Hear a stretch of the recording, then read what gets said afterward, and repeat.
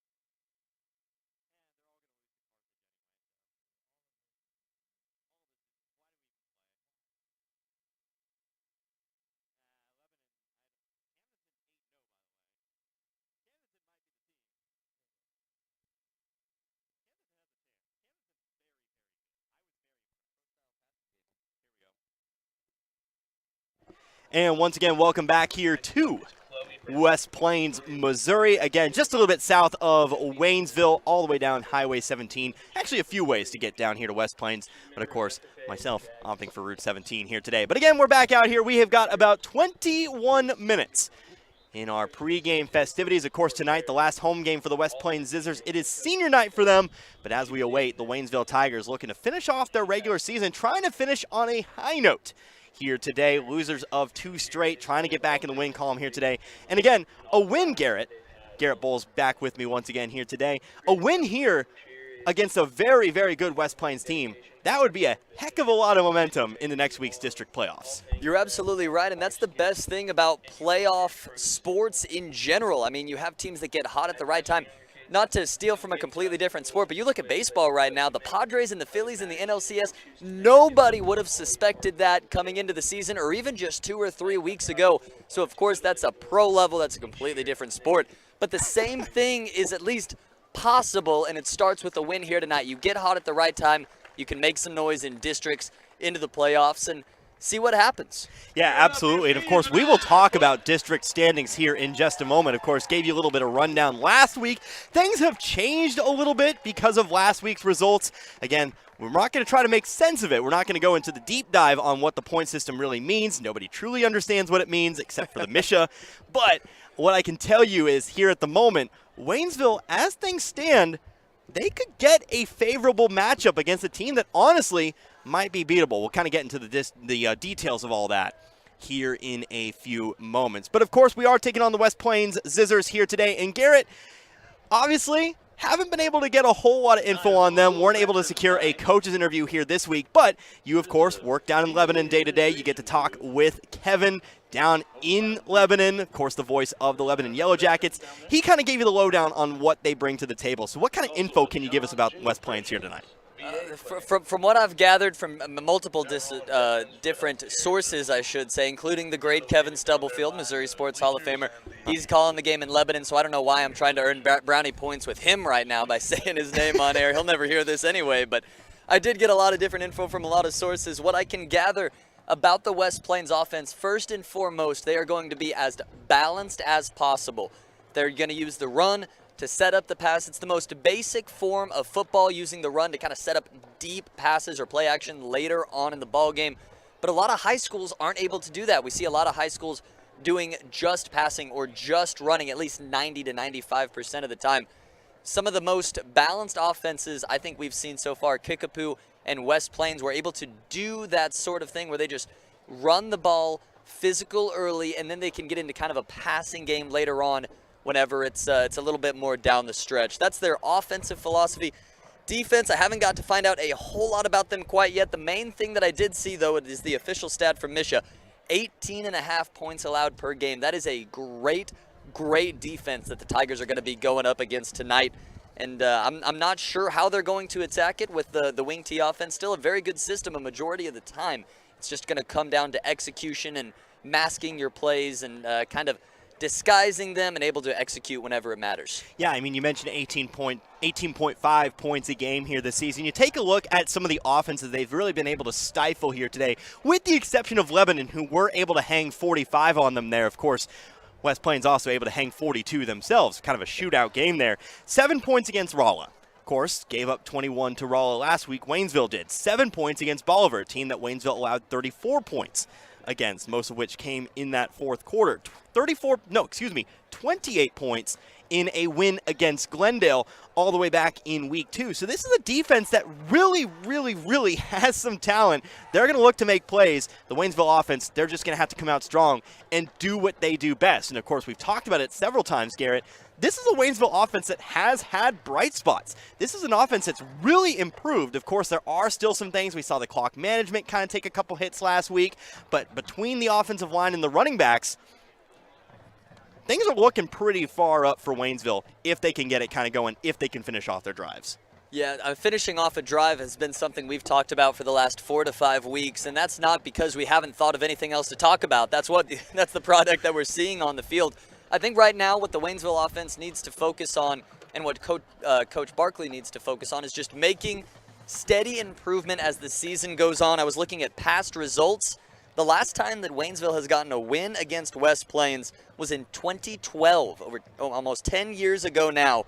Last time they faced the West Plains Scissors, they lost 56-0.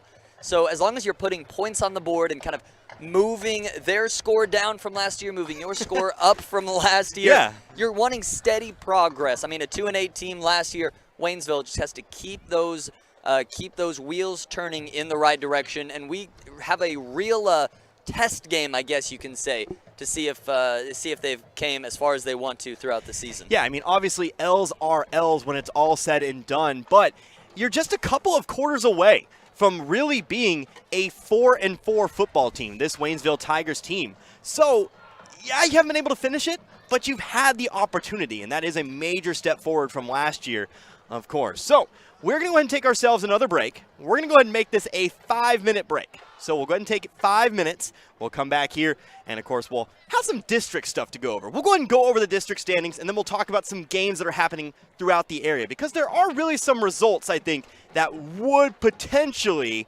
cause some movement here as we end the regular season. So let's come back in 5 minutes. As the marching band comes on the field, you're listening to Waynesville Tiger football right here on Z102.3.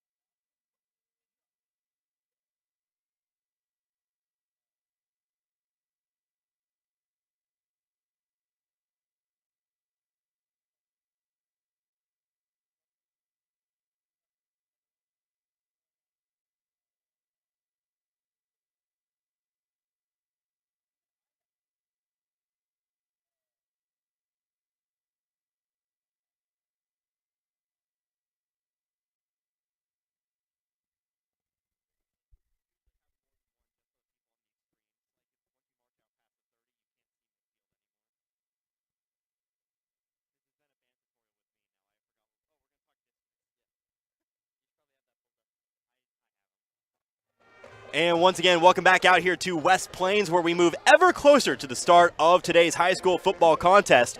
Again, Waynesville on the road for the final week of the regular season, taking on the West Plains Zizzers. Connor Hartman here with you today. Garrett Bowles right alongside me, Z102.3. Before we moved off to the break, I promised you we'd talk over the district standings and what really things kind of entail here today. So let's go ahead and take a look at those now. Of course, number one in the district, that's of course going to be Camdenton, undefeated on the season last week. The much-awaited contest between Camdenton and Lebanon. It was the Lakers who came out on top there in that one. So they are on top of the district, 47.82 points.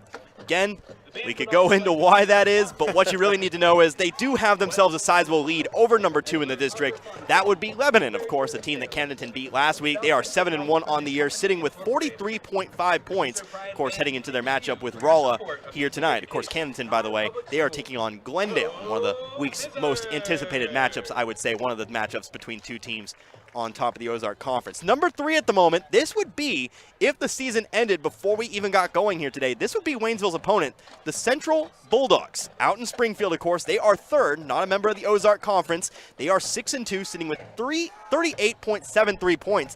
They take on Forsyth here tonight, and we'll kind of get into that here in just a little bit because, of course, Central does not play in the conference. They play a few teams that we are not used to seeing here in Waynesville, but at the moment they do sit third. Fourth, that is Glendale. They are 5-3 on the year, 35.91 points, and then you have a bit of a jump here to number 5. That would be Rolla. They are 4-4 on the year, coming off of last week's win against Waynesville, 29.21 points, 29.21 to say that a little more elegantly there, but they do take on Lebanon here today. They are currently the 5 seed heading into this week's games. Number 6, like I mentioned, that would be Waynesville, 2-6 on the year, 24.2 points. Not really a good chance of jumping Rolla here, but we'll talk about things here in just a second. Of course, taking on West Plains here tonight. And then number 7, that is Branson.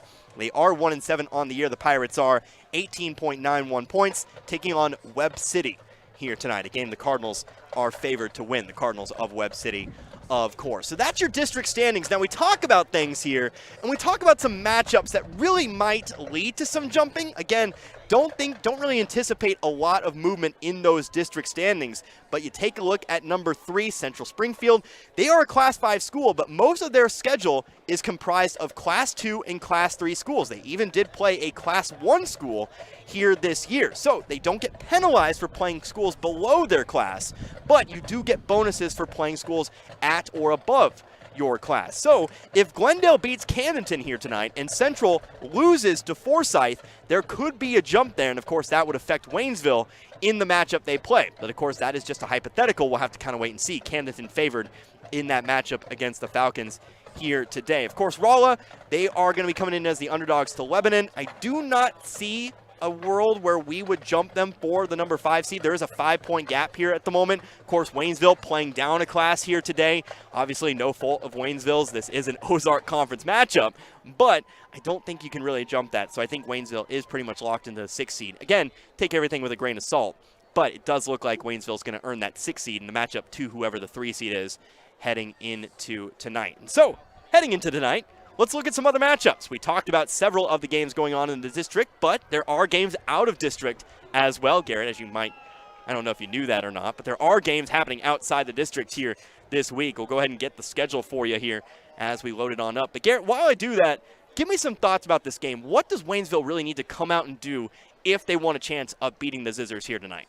Well, I think when you say come out, their first drive and the first couple of the drives or first half, however you want to phrase the starting point, I guess, is just to kind of do what they've been doing. We've seen them get off to some slow starts, but I think near the end of the season like we are in now, that's not going to be as big of an issue. I think Waynesville can stay in this ballgame. We've seen them do it several times against teams that a lot of experts who don't have a connection to either team maybe weren't favoring Waynesville whatsoever, but Waynesville was able to stay in and then maybe let it slip in the past couple of seconds. And so I think right now what Coach Barkley wants his team to do is just play a full 4 quarters. Just stay consistent, stay in the ball game, and then you just need to really turn a culture around, 1 or 2 big plays when it matters most to go into next season and to go into the playoffs, especially with high hopes, high energy, and momentum. Yeah, absolutely. Of course, you want to end the regular season with a win and take it on into those district playoffs. Everybody makes playoffs. We know that for sure, but it feels a lot better to go on in with a win than it does with a loss. So let's go ahead and take a look at some other games going on from around the area. Just one ranked versus ranked matchup here this week. Most everybody else playing an unranked team. But it is going to be number 3 Seneca taking on number 10 Nevada. That is a Class 4 matchup. There's a lot riding there on that one there. Again, as Seneca takes on Nevada, those are two teams that tend to split some wins. Of course, speaking from experience myself. Other games, though, number 1 Carthage, number 1 team in Class 5. They are in action tonight against Willard. Tigers should win that game, if I'm being completely honest with you there. Willard winless on the season. Meanwhile, Carthage 7-1 on the year. Camdenton takes on Glendale. We already mentioned that. Seneca and Nevada. Marionville taking on Miller. Lamar in action against Hollister here tonight. Lebanon taking on Rolla. Nixa taking on Ozark. Joplin taking on Neosho. Want to see how high the scoring gets in that one, potentially. Webb City taking on Branson here today against the Pirates, the district opponent of Waynesville. You have Lincoln taking on Wellington, Napoleon, Liberty against Houston, and then Reed Springs taking on Mount Vernon. Those are your ranked matchups. Rest of area, Kickapoo, Class 6 taking on Bolivar here today. That game is at Bolivar. Parkview taking on Hillcrest. One of those two teams is going to leave with their first victory here today. Again, Parkview trying to break that 30-game-plus losing streak here tonight. Good opportunity against the Hornets of Hillcrest. Waynesville and West Plains, of course, right in front of us, Garrett. Carl Junction taking on Republic here today. Aurora at Rogersville. Marshfield at Catholic. McDonald County at East Newton. And Cassville, they are taking on Monette here tonight. We do have a couple finals. We'll go ahead and mention them. Ava defeats Willow Springs 50-7. Pierce City defeats Stockton 34-28. Neither of those games, of course, having much of a bearing on Waynesville. But we've got ourselves about 3 minutes to go here before we get going in this one. We're going to go and take ourselves one final timeout. Let's make it a 2-minute timeout. We'll come back, have the results of the coin toss, and we'll get going here with opening kickoff here today. It's Waynesville and West Plains. Be back in just a moment. You're listening to Waynesville Tiger Football, Z102.3.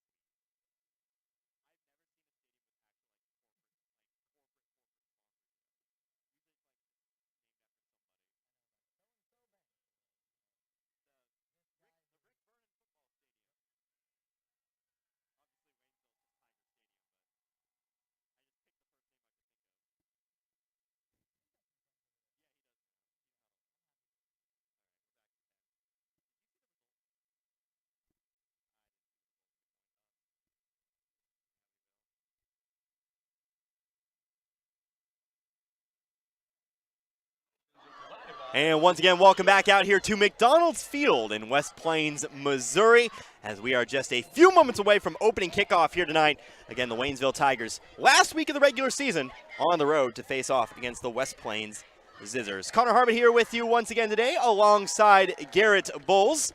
As we're just awaiting the start of today's ball game, it does look like West Plains will be kicking off. Waynesville will receive the opening kick. And hey, just a reminder, as I shuffle through my papers again, don't have a whole lot of light here today.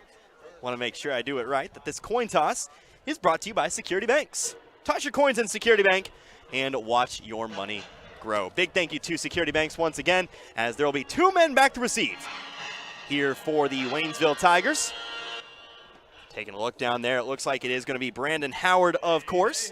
You're also going to have Chase Thomas Plummer as well. They have really established themselves as the 2 returners here this season for Waynesville. Set to kick it away here for West Plains. That is going to be Chase Larson, listed on the roster as kicker only. So we'll see if they do attempt some PATs today or otherwise. Here's a kick that's just going to run along the ground, going to get past the reaching arms of Michael Kelsey Jr. It's actually going to be Chase Thomas Plummer on the return. Takes it forward a little bit past the 25-yard line.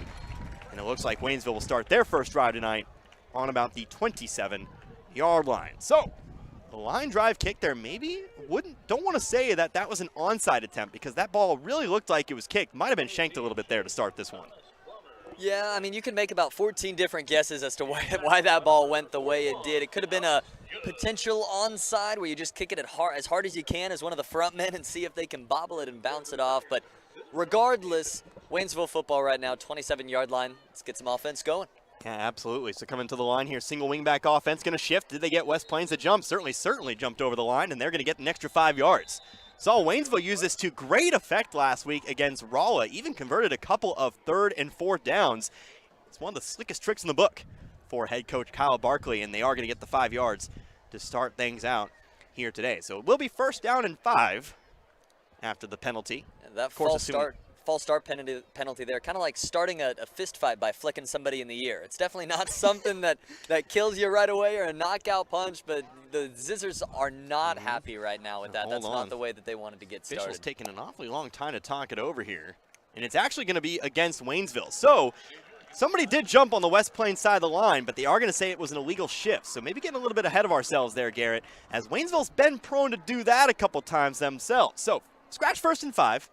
Try 1st down and 15, as we kind of have to maybe shift it the other way. It's kind of like flicking yourself. That's what I was about to say. It's like flicking yourself in the ear. It's like walking into a fight and stubbing your toe on the way in. So still waiting our first offensive play of the game here. 6 seconds off the clock in the first quarter, 11:54. Waynesville 2-6 on the year, 2-game losing streak, 2 games, and honestly, potentially should have won. But trying to carry the improvement of the last couple weeks into today's ball game against a 5-3 West Plains squad. Again, single wingback offense, direct snap. David Vernon on 1st down. Past the 25 he goes to the original line of scrimmage, but he's not going to get much more as he's pushed back. It'll be 2nd down and maybe 11. Looks like they're going to give him 4 on the play. And gotta make up the ground from the penalty first, I think, right there. You get it there, and then you're only about 11 to 10 yards away right now. And just one line behind the original line of scrimmage, tackled by a host of Zizzers. So, 2nd down and 11, like I said. Ball now on the 26-yard line of the Tigers.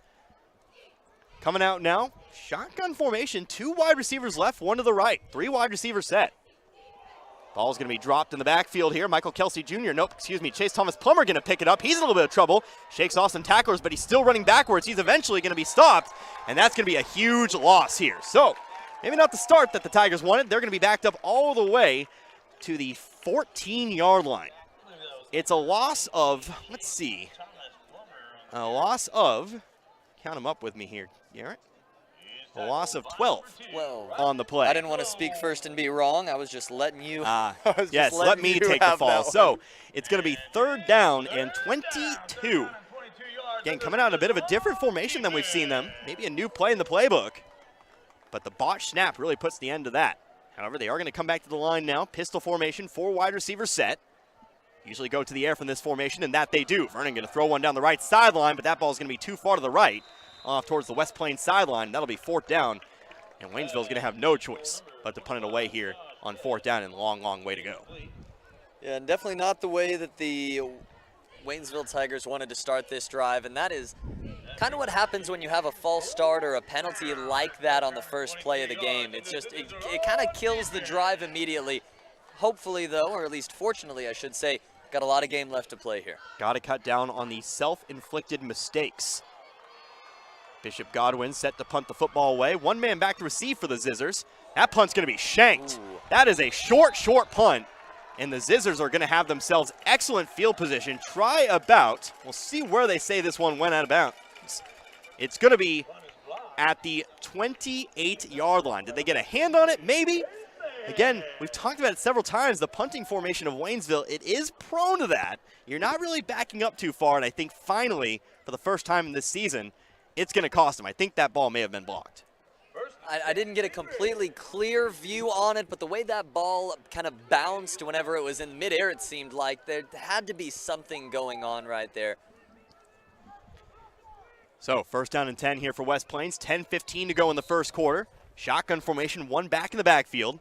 Aiden Simpson, the quarterback. He'll take the snap, going to hand it off here. That's going to be McCracken on the carry.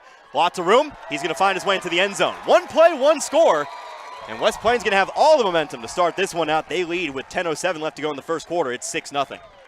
And we talked about it, I think, before the broadcast a little bit. When you have two heartbreaking losses in a row, it makes sense to kind of come into a game a little slow and maybe a little bit down on yourselves. I think that's what we're seeing from them right here. Swinging gate here as it looks like it is going to be a two-point conversion attempt here for West Plains. Again, mentioned have a kicker on the roster, a dedicated kicker, but they are going to be going for two here. Swinging gate formation, but now everybody going to shift back to the line of scrimmage and now going to go ahead and set up here because that kicker was lined up as a wide receiver. Bit tricky there, but they are going to line up for the PAT. I like that. Make them think they're going for two. Make them stay on their toes. But I'm not sure what purpose it served exactly, but it got him a little confused a minute. And then you go for two. But kicks through the uprights. It's going to be good. And that means with 10:07 left to go here in quarter number one, West Plains will lead this one 7-0. It was a 28-yard touchdown run for Carter McCracken. We'll take 60 seconds. Come right back. You're listening to Waynesville Tiger Football, Z102.3.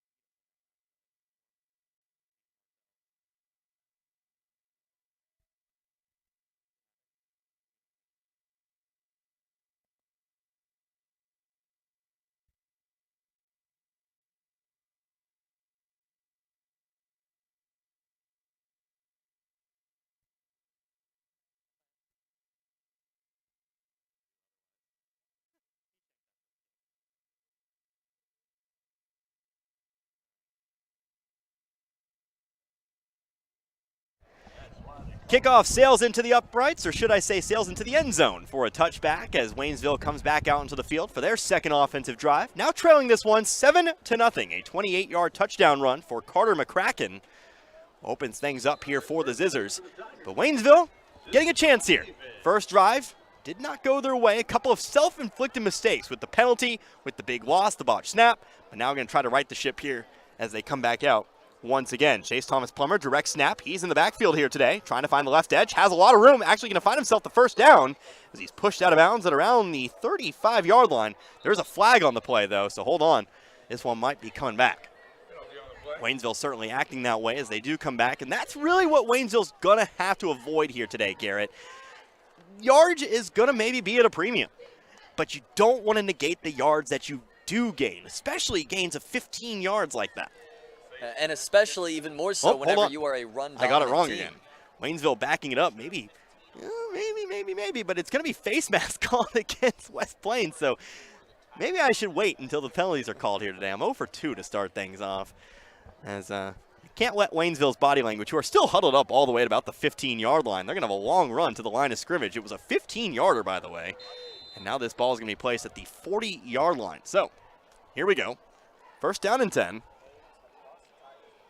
Single wing back. Snap.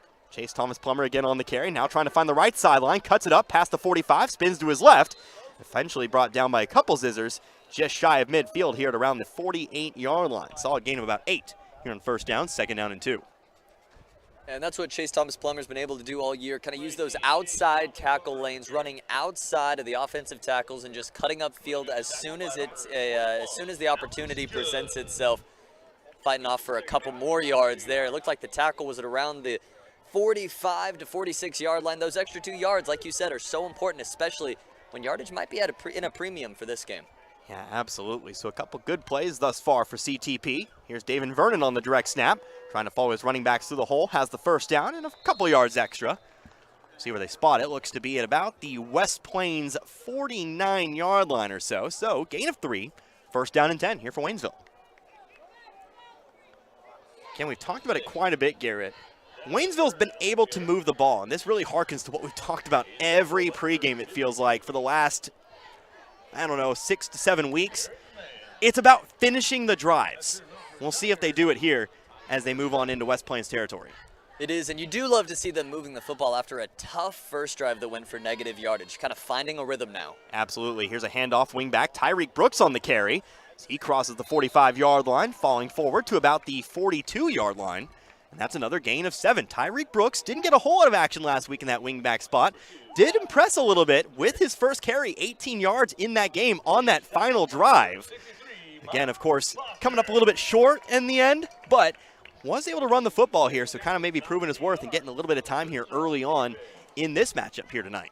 You're absolutely right, and I think Barkley's going to try to use that more as this game goes on. Obviously, when the playoffs are in, you want your first stringers, no matter what, as often as possible. But kind of late in the game, when there's not a lot of seating changes that are going to present themselves, you want to get guys some time. CTP another direct snap here, but he's immediately rushed.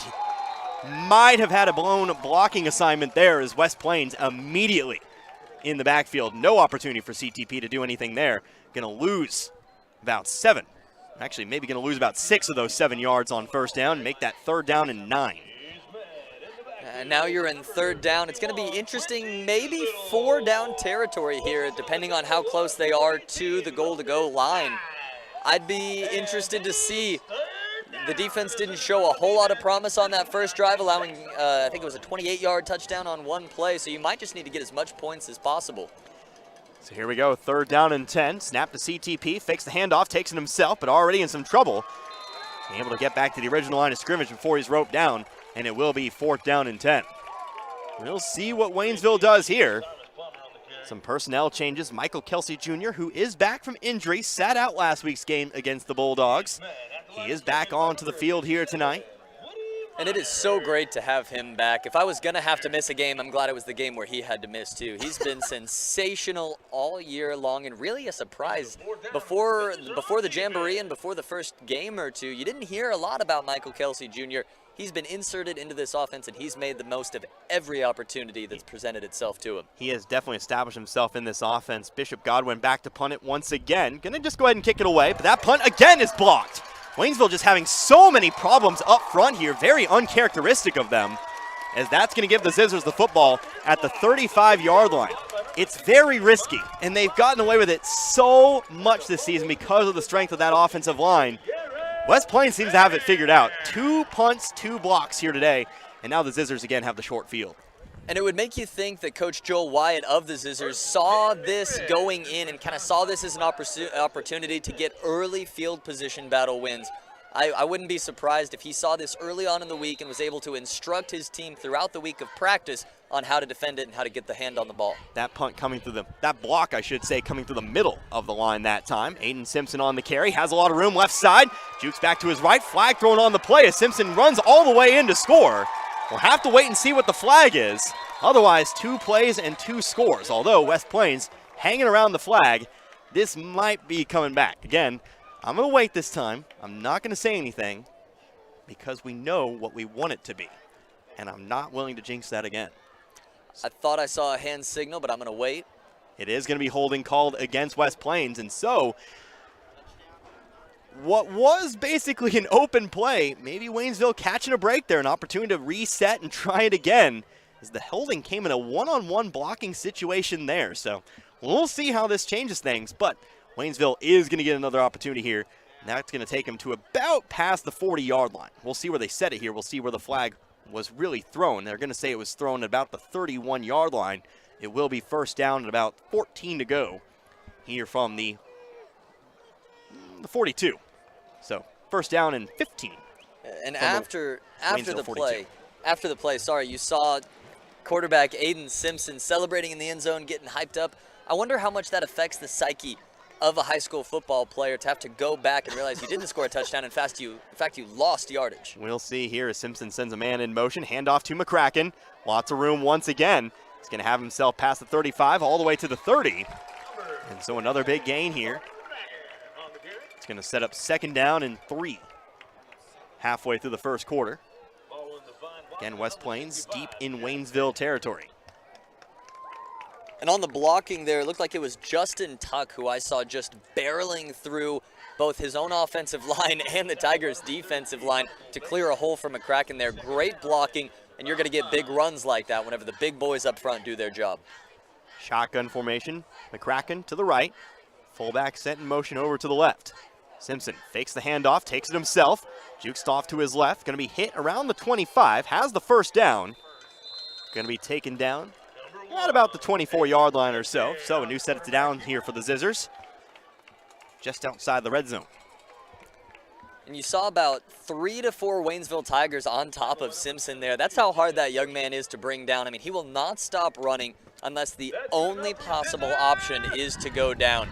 Very impressive right there, kind of busting through as many tackles as possible. Simpson, 6'1", 180 pounds, definitely one of the most quarterback-like quarterbacks we'll see this season, at least in terms of size and weight and what you want to see there. Simpson faking the handoff, looking to go to the air, now going to tuck it and run himself. Very good decision. He has himself the left sideline. He's in to score once again. So Simpson showing off the speed. He's got himself his first touchdown run of the day, and with 5:16 left to go in the quarter, West Plains now leads this one 13-0.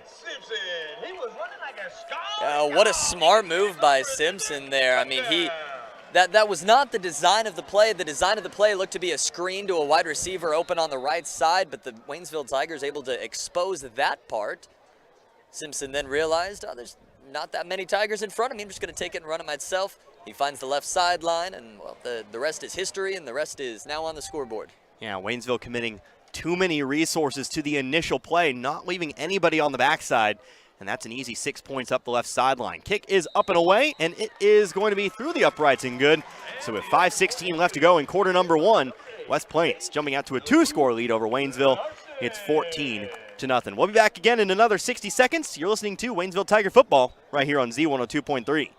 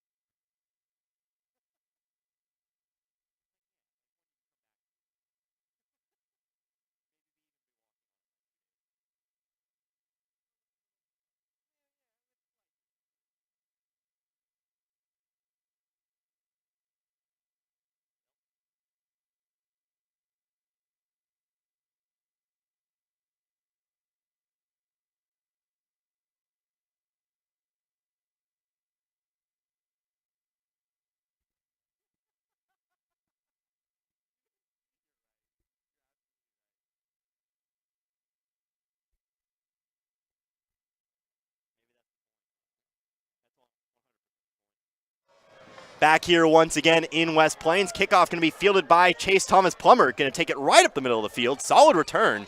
Fielding about the 3-yard line. Takes it all the way to about the 31-yard line. So a return of 28 yards means Waynesville will start their latest drive, well, about where their last drive ended here on this last one after the blocked punt once again. So we'll see what this Tigers offense has cooking. A couple of big plays ultimately got pushed back, electing to punt from the 50. Obviously things didn't work out from there, but we'll see if Waynesville has more of those positive plays here, but it's not looking good early on. Already down 2 scores, 14-0, 5:09 left to go in this first quarter. It certainly is, and you have to wonder if the 2-6 record might be kind of seeping into the mind of the Tigers. Michael Kelsey Jr., first down. Left side here. Gets to about the 35-yard line, maybe a little bit more. Kyle Foreman. It'll be second down and a moderate distance, maybe second down and 6. It is going to be a gain of about 4. This is Kelsey Jr.'s first run on the day. Good to have him back. Didn't obviously get to see the last game, but I'm sure he was missed greatly. He adds a lot to the offense. Yeah, another opportunity for Waynesville to show off that depth at the running back position with Tyreek Brooks getting a lot of snaps last week. Here's another carry for Kelsey Jr. Again, pushing and shoving forward. Going to be just shy of the 40-yard line. Another third down and short. This time going to be a gain of about 3. So make it third down and 2. Going to maybe get an extra half yard. And with 2 runs straight going right up the middle for positive gain, they might want to just stick to the bread and butter there and continue to kind of work the ball upfield. Chase Thomas Plummer, of course, has the option to go way to the outside and try to score on a big play, but I think right now you just got to keep this offense moving. Vernon going to be tasked with it this time as he has himself the first down. Just going to get himself about 3 yards, but again, that very much enough to move the chains and continue on this drive. First down and 10. The ball's going to be placed at the Waynesville 43-yard line now. So once again, this is the final week of the regular season. And if the season ended today before the results of tonight, of course, Waynesville would be on the road next week to Central. Of course, we will have all those district games for you. We'll follow Waynesville as far as they go into those district playoffs. So, of course, we'll have details for you. Maybe not tonight on where we're going, but I'm sure you can guarantee a couple details at least. Here we go. Fake handoff now, going to look to the air. Have a man deep downfield. Here comes the football, and that ball is going to be dropped. Trying to find Josh Bess. Think that might have grazed the arm of the unaware defensive back. A bit burned on the play on the carry. That was Watson Hafer trying to find his favorite target, Bess. Ball was a little short, but definitely had the receiver open. It was a nicely run play, just came up a little short on the throw. And honestly, it was good defense compared to what you could have done in that situation. I mean, the defender knew he was beat, knew he didn't really have a prayer other than just throwing his arms up and flailing as much as he could, trying to get a hand on the football. And there, it happened to work out for him. It worked out. Grazed the arm to where Bess could not find that football. So, second down and 10. Now here's a handoff. Chase Thomas Plummer trying to follow the big Nico foul through the hole. Actually able to find himself a couple yards, able to shake off a couple would-be tacklers. And it's going to be a gain of about 5 here. Setting up another third down, but a manageable third down here for this Waynesville offense. Ball on the Tiger 48-yard line. And manageable is the key word there. They're going to want to keep it in that manageable zone for the rest of the ballgame. It's when you have to get 7, 8, 9+ yards in a single down where the Waynesville offense kind of struggles. 3rd and 5, 3rd and 4, this is something that they can overcome and have several times. So here we go, third down and 5. Snap, direct snap. Michael Kelsey Jr. handling it. Get across the 50. Going to be awfully close to that first down line. I think he's got it. So there was actually a bit of a miscommunication on who was going to handle that football between Vernon and Kelsey Jr. I think it was Vernon who basically just said, you know what, you keep it. I'm going to hit the hole. I'm going to block. And actually threw a block here. It's going to be enough, I do believe, at least maybe measurement-wise. We're going to at least get a measurement, that's for sure. But I do think he had enough, and yeah, they're just going to go ahead and say it. It's going to be a first down here for Waynesville. Nicely done, despite maybe the early miscommunication.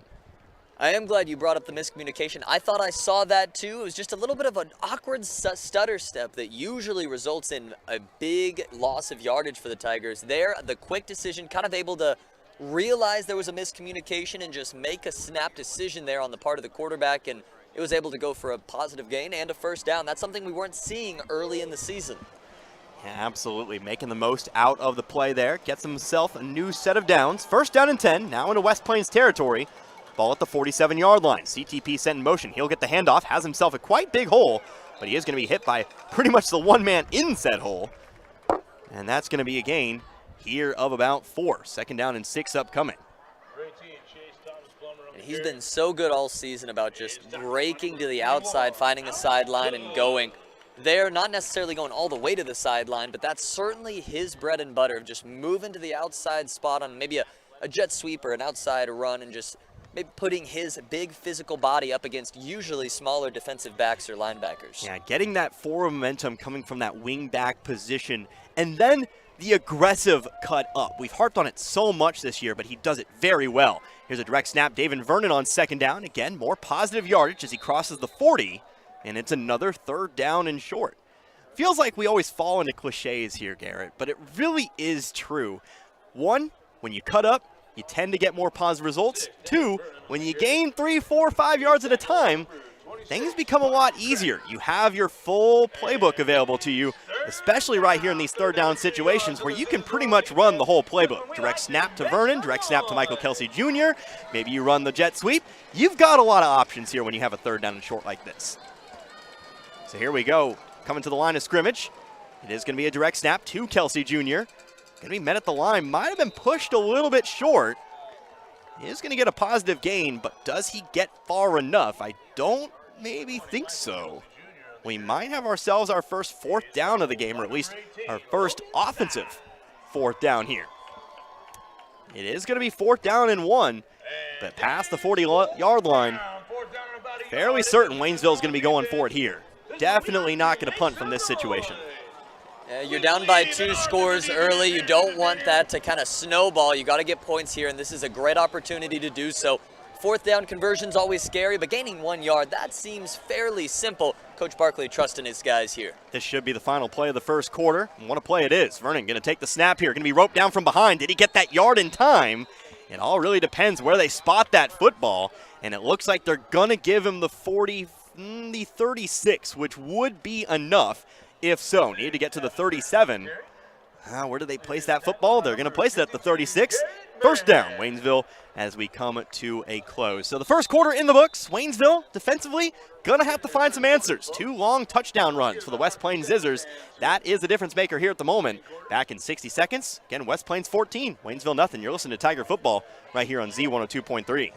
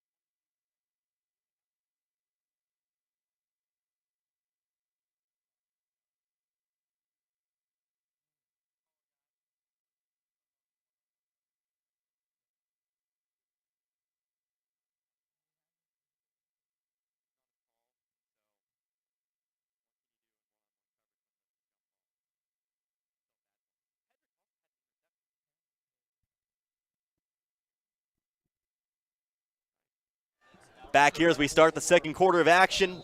Waynesville still with the football, converting 4th and 2. Final play of the first quarter in in West Plains territory. First down and 10, ball on the 36-yard line. Coming to the line, double running back set.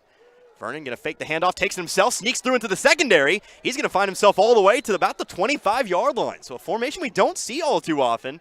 Fakes the handoff to CTP, jumps through the hole in the middle of the field himself, and gets himself about 11 yards, 12 yards. There we go, 12 yards to start out the quarter. Good decision, though, for Vernon to fake that handoff. Certainly is. We've seen a couple of looks tonight that we haven't seen before. I think Coach Barkley kind of emptying the tool bag here. You don't want to save everything until the playoff game because then it hasn't been ran in a game yet.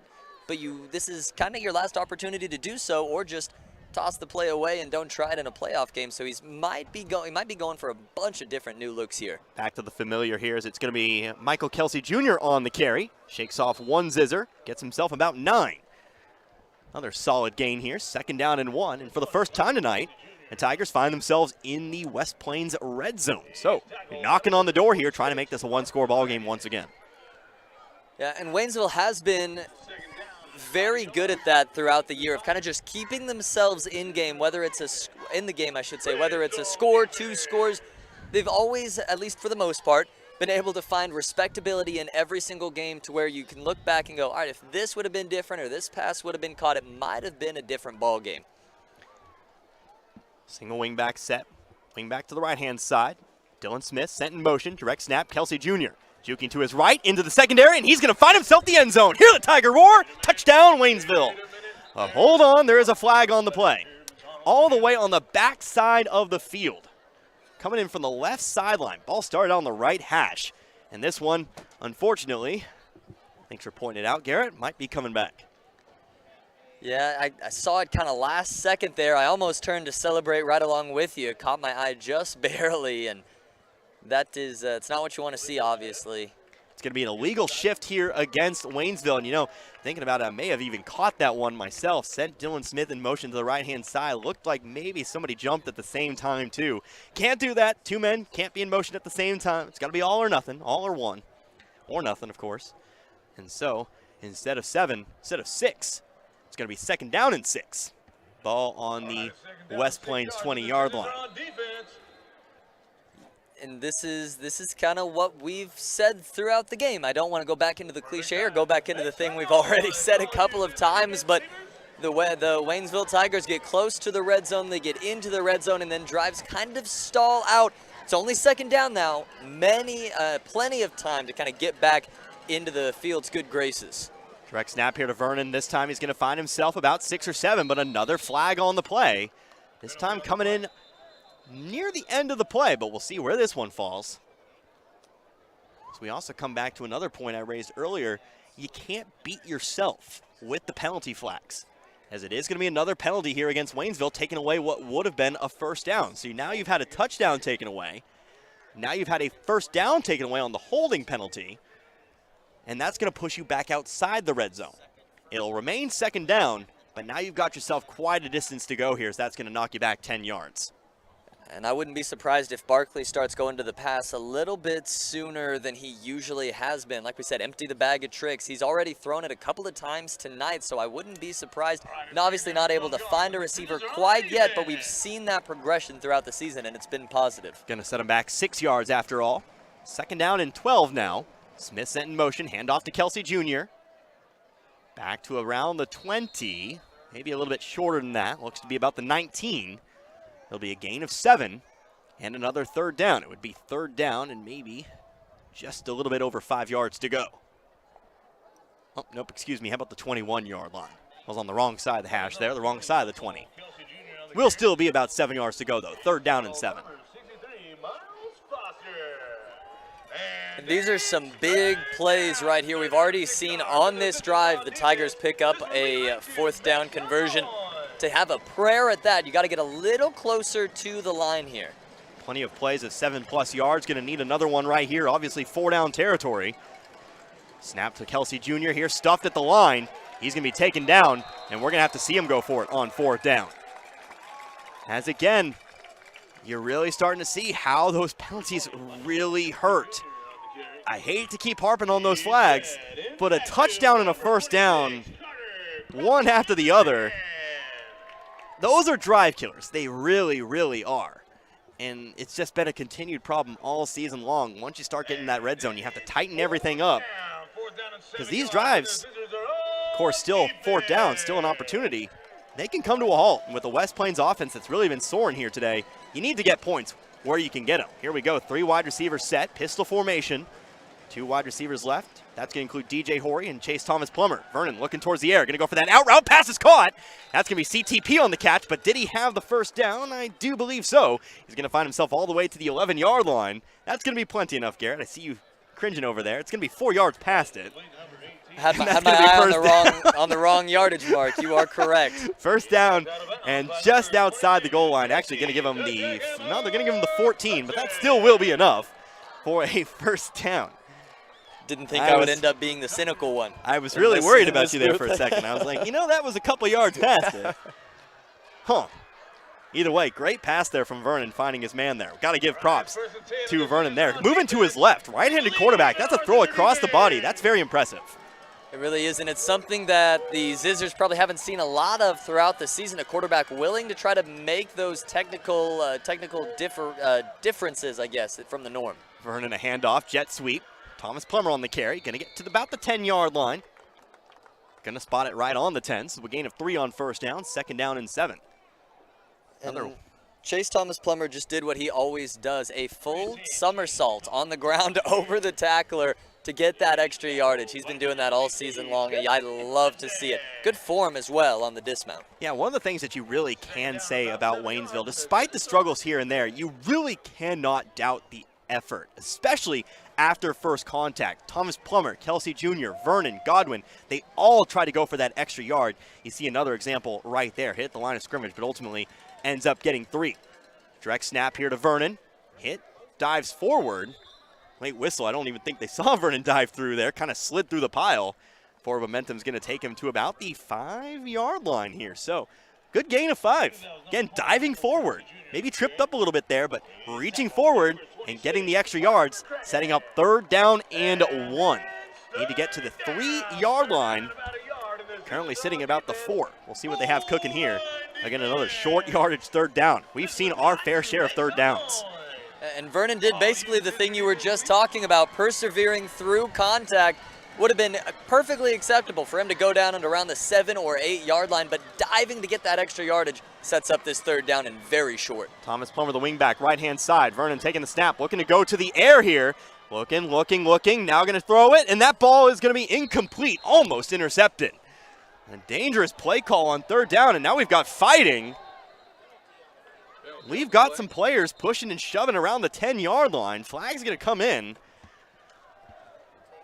We'll withhold the words here. We'll see where the flag comes in. We'll see who's going to be flagged for this, or if it might just be offsetting penalties.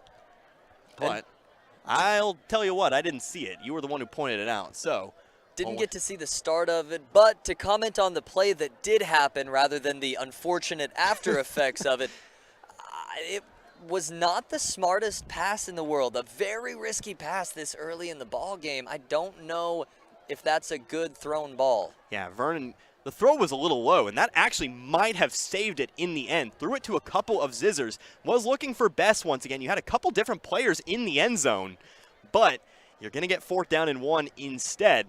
So maybe a better decision there would have been maybe to tuck and run. We know Vernon can run. Here's the call on the field. It's going to be a personal foul against West Plains, but it also is going to be personal foul against Waynesville. So offsetting penalties means we will get 4th down and 1. Even though nothing happened yardage-wise, it's always unfortunate to see that. I mean, that's just, at the end of the day, it's high school football. Everybody's trying their best and hitting hard, but it's never something you want to see when 2 high schoolers are out there letting their emotions get the best of them. Yeah, I couldn't have said it better myself there. But we'll go ahead and get back to action here. 4th down and 1. This perhaps the most important game, the most important play of the game thus far here for Waynesville. Maybe even the most important game when you look at the season as a whole. Now we're going to have a whistle, though. Official talking with Waynesville head coach Kyle Barkley. But not going to be any kind of timeout. We're just going to get back to it here. Again, up on the roof here tonight. Not privy to any of these conversations. What we know is that we're going to get back to it here. Luckily, the wind has really died out. So not a whole lot of wind up here tonight. Don't always get that when you're outside. It's very true. My first game calling from a roof, enjoying it so far. Here we go, 4th down and 1. It's a direct snap. Kelsey Jr. dives past the 5. He's going to have it. Does he have the end zone? It's going to be close. I think he's going to come up just short, but it is going to be 1st down and goal as Waynesville converts the 4th down. Simple play there, Garrett. Just a direct snap and let Kelsey Jr. run as fast as he can across that 1st down line. And I'm give it up a 1-yard line. I'm sure Coach Barkley has spent a lot of time putting in the blocking assignments and explaining the gaps and everything like that. But to break it down in the easiest way possible, Kelsey's fast, man, and he can hit those You can't holes teach speed. so You quickly. can teach running technique, but pure speed, that's on Kelsey Jr. So here we go, 1st down and goal. Ball on the 1-yard line. Direct snap, Kelsey Jr. runs to the right. Hear the Tiger roar. Touchdown, Waynesville. No penalty flags. This one's going to stick, and Waynesville turns this one back into a 1-score game. It's 14-6. And I think with Kelsey running straight through the middle so many times that drive, the Zizzers had no idea or didn't even think to defend the outside, especially whenever Chase Thomas Plummer is usually the guy who hits those outside holes. So when Kelsey busted it towards the sideline right there, the Zizzers kind of caught napping right there on the edges. Yeah, absolutely. Virtually untouched. West Plains packing everybody into the middle of the formation there on that play. Waynesville doing a good job of sealing the Zizzers into the middle of the field. So going to go for 2 here. Wing back to the left-hand side. Direct snap, Kelsey Jr. Going to trip, going to fall forward. Is he in? I think he's going to be short. And this is going to remain a 8-point ball game. But first touchdown of the game for the Waynesville Tigers, 1-yard touchdown run for Michael Kelsey Jr. And Waynesville's brought this back to within 1 score. It's 14-6 in favor of West Plains. We'll be back in 60 seconds. You're listening to Waynesville Tiger Football right here on Z102.3.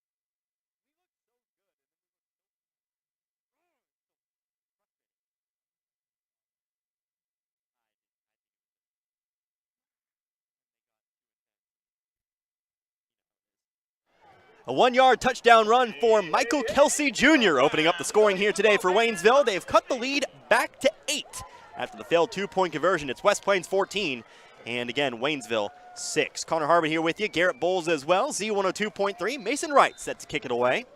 2 men back to receive for the Zizzers. They stand about the 10-yard line. Short kick, going to be a pseudo onside, going to be fielded though. Going to go for the return here, but not too much to be returned. Going to just be taken down at about the 35-yard line. Maybe designed, maybe not. But West Plains going to get the ball deep in there. Not deep, should I say shallow. Deep kind of down the field in relation to return. Words are hard, but, you know, they're going to get the ball on the 35-yard line. And that is further from their end zone than any other drive they've started in this game so far. Starting their original drive, it looks like at the 28-yard line, and then the second one at the 42. This one all the way back at the 34-yard line, 35-yard line in that little middle ground area there. Simpson under center, 3 wide receivers. Now going to make it 4. Tight end moving out to the left, now set in motion over towards the right. Pitch out, McCracken on the carry, immediately met in the backfield. Still on his feet though as he's able to get around. Dalen Regis coming in on the blitz. Maybe blew that play up before it really even got started. McCracken, good job of avoiding Regis, but that does give enough Tigers time to come on in and make the group tackle. That'll be a no gain on the play. As he does get, no, they're going to say a loss of 2 after all. A little bit late on moving the chains there, but how about 2nd down and 12? Good job there by the Tiger defense. First time we've really seen him get into the backfield immediately tonight. It was, unfortunately for the Zizzers, there was a McCracken, the offensive line there, and Regis was able to find it to make the tackle. I'm glad to have you back. I'm so glad. 2 wide receivers left. Here's a handoff. New running back in the ball game here as he gets past the original line of scrimmage. Spins back around to his right, taken down just past the 40-yard line. That was Lucas Conyers on the carry. Was a flag on the field there. We'll await to see what the ref's call is there. See where the flag comes in, but Conyers into the ball game. 5'8", 150, definitely smaller than his counterpart in McCracken. But we're going to have a holding called here against West Plains. And I was going to say before this drive started, West Plains coming in with a wealth of momentum on the offensive side of the football. After a couple plays, so far, Waynesville's done a good job of holding out. Of course, assisted there a little bit with the penalty. Would have been a gain of 7 otherwise.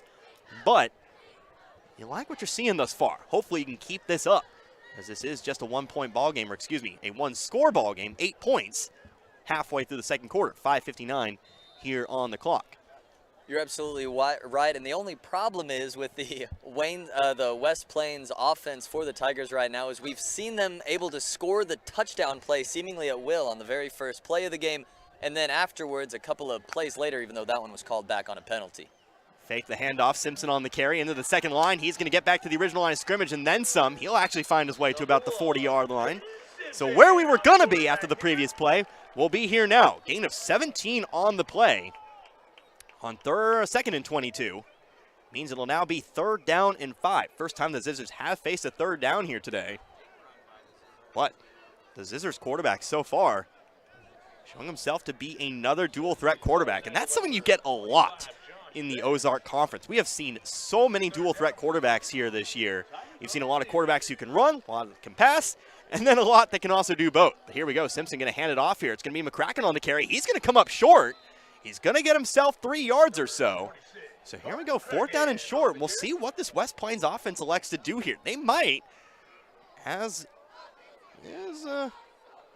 much as they've been able to move the football here today, would not be shocked if they go for it here despite being in their own territory, 4th down and 2. It's a risky play. There is a personnel shift, and it looks like that's the offense out there. They are going to do it. Carter McCracken is the back. 4 wide receivers set. Simpson shotgun formation. Of course, got to keep Simpson contained. But got to watch those receivers as well. It is a tough ask. Simpson going to take the snap. Flag is thrown.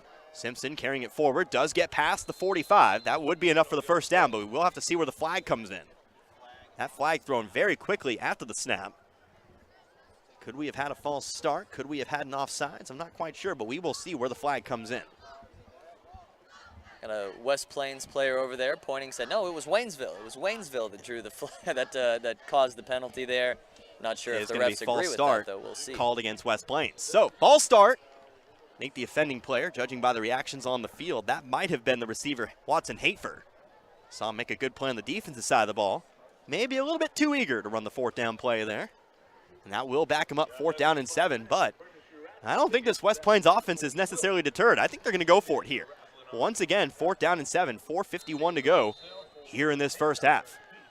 Coach of the Zizzers, Joel Wyatt, loves his guys, and one of the things that I did read whenever I was able to kind of find some older interviews with him was that he's going to trust his guys as often as possible, trust that his coaching has won through during practice, and trust their athletic ability. Coming to the line quickly here, 2 wide receivers right. Going to send one of them in motion, trying to get Waynesville to jump. They hold, though, and that's going to be a timeout taken here by West Plains. So Waynesville almost jumping over the line, but they are able to hold up, and that's going to be the first timeout taken here by the Zizzers. We're going to go ahead and take ourselves our first timeout back in 60 seconds. 14-6, 4:24 left to go in the first half. Tiger football right here on Z102.3.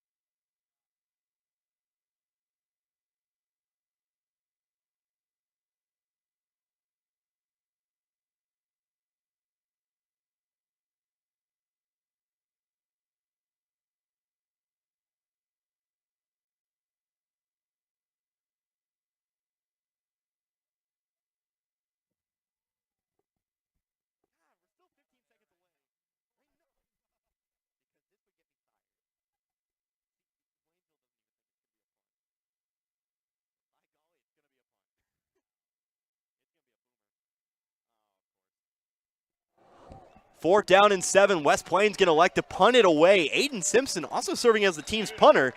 He makes himself a beautiful, beautiful kick. Gets a West Plains friendly roll. And Waynesville's going to have to go 89 yards if they want to try to tie this one back up. 14-6 our score. Waynesville is going to start this drive on their own 11-yard line. Connor Harbert here with you. Garrett Bowles as well. 4 minutes, 11 seconds left to go here in this first half. Waynesville finding themselves on the board. Trailed this one 14-0, but a 1-yard touchdown run by Michael Kelsey Jr. has got this game back to within 8. But again, Waynesville, a long, long way to go here in 4 minutes. If they want to try to maybe tie this one back up, going to come to the line here. Pistol formation. One back in the backfield, 2 wide receivers right. One to the left. DJ Horry on the left side of things. And if that ball would have been snapped a few moments ago, maybe a bit of miscommunication. Tigers would have had a wide open receiver right there on the right side. Yeah, but it looks like maybe Waynesville not sure of what they were doing there. A couple of players walking around, a couple of players unsure of things. So head coach Cal Barkley, he's going to have to take his first timeout. So we're going to go ahead and keep it locked in right here. I've already talked too much through the timeout. That's been an ongoing issue throughout the season this year. I really need to learn how to shorten things up sometimes. But we're going to go and keep it right here. As again, I remind you, next week we know Waynesville will be in action. Every team makes the district playoffs. We just don't know who yet. But what I can tell you is that Garrett and I will be on the road wherever that may be, whether it be Glendale, whether it be Central. Of course, both those places in Springfield. So I think we know where we're going to go. It's just a matter of which school. But we'll bring that to you. Pregame starting at 6:30 right here, Z102.3. And, of course, we'll go live at about 7 with the kickoff first round of the district playoffs there. So hopefully you're looking forward to it. I am as well. As we reach the conclusion, or we really start to reach the end game. Another high school football season. As we start to move into the colder winter months. Basketball, wrestling, lots of other sports starting up there as well. Winter, always a good time of year. Pitch out here on first down. Chase Thomas Plummer, great juke there in the backfield, avoiding a loss of maybe a couple yards. Instead, going to turn it into a gain of 5 here on first down, maybe 4. Looks like there's going to be an injured player, though. Coming up a little bit slowly, that is Michael Kelsey Jr. Again, coming off of an injury last week, is standing up, is hobbling about a little bit, but he is going to be able to jog on over to the trainer. So, hopefully it's nothing too serious, as he is going to meet the trainer out at about the halfway point between sideline and field. But of course, as play was stopped, he is going to have to come off of the field. Tyreek Brooks going to be his replacement as we look at second down and 5. Looking to see what he might be holding over there. He does seem to be walking a little bit awkwardly. I see the back bent over a little bit. That might be something to do with the hamstring, kind of trying to lengthen it out a little bit, but that's pure speculation. I'm not saying anything guaranteed right now. Yeah, so we'll check on the progress of Kelsey Jr., but again, Tyreek Brooks onto the field. Back to shotgun formation with 2 wide receivers right. Here's a handoff. Chase Thomas Plummer, going to be kind of a pseudo reverse as he's hitting the backfield, still trying to stay on his feet. Eventually, forward progress going to be called, and he's going to lose a couple of those yards. Gain of 5 on first down, but now going to be about third down and 7. Again, Waynesville deep in their own territory. It's going to be third down, ball on the Tiger 16-yard line. Here with about 3:20 to go here in this first half. And a lesser athlete would have gone down immediately right there. That was a big hit delivered by one of the West Plains Zizzers coming up on CTP right there, but able to stay on his feet, maintain his balance. Didn't end up getting any positive yardage for it, but if you can take 2 Zizzers with you, eventually that's going to tire some of that defense out. I actually say forward momentum says at the original line of scrimmage. So third down and 5. Here we go, direct snap, pushing forward past the 20-yard line. That's going to be Thomas Plummer once again. He's going to find himself around the first down marker, and he's going to have it. He's going to have himself the first down. Another good carry there for CTP. He just kind of burst through the gap, kind of taking on what Kelsey Jr. has done thus far in this one. But that's really what makes the Waynesville running backs so efficient. The fact that they can all play the different positions. They can all play wingback. They can all play halfback. Most of them, some of them can probably even play quarterback if called upon there as well. So first down and 10. Another direct snap to CTP, but again, going to only find maybe a yard, if that. Second down, and looks like they might just say the original line of scrimmage. How about second down and 10, somewhere thereabouts? Yeah, and that's what we've talked about several times is the depth of the running back position on the Tigers. I mean, there's 4 or 5 names you can name off that could be at least above replacement level with some of these guys toting the rock. I mean, it's very impressive to see the multiple looks at multiple positions that the Tigers have trotted out. Yeah, and of course, Tyreek Brooks, the latest name to really see substantial playing time. He is still out on the field, 2 wide receivers right. Vernon looking to go the air, in some trouble. He's going to be sacked from behind. Coming around the right side. West Plains, the defensive line, left untouched. And that's going to be third down and long.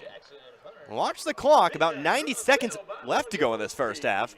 West Plains not taking their timeouts, or at least not yet anyway. So I'm going to keep an eye on both teams with 2 timeouts. As Waynesville comes to the line here, third down and long.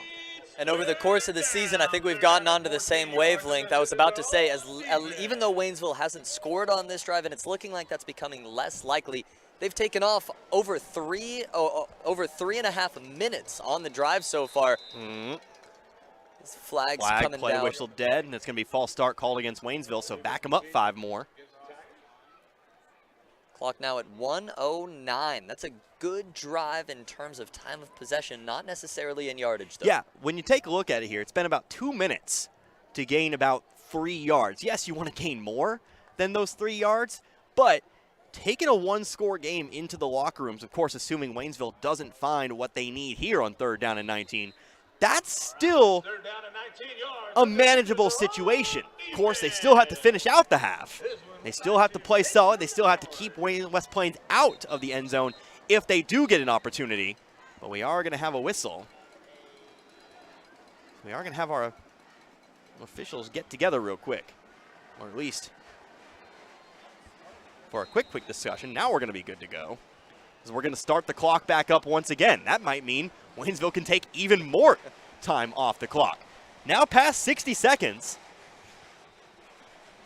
Something's going on behind us, Garrett, and now the whistle's going to be blown again. West Plains going to take the timeout.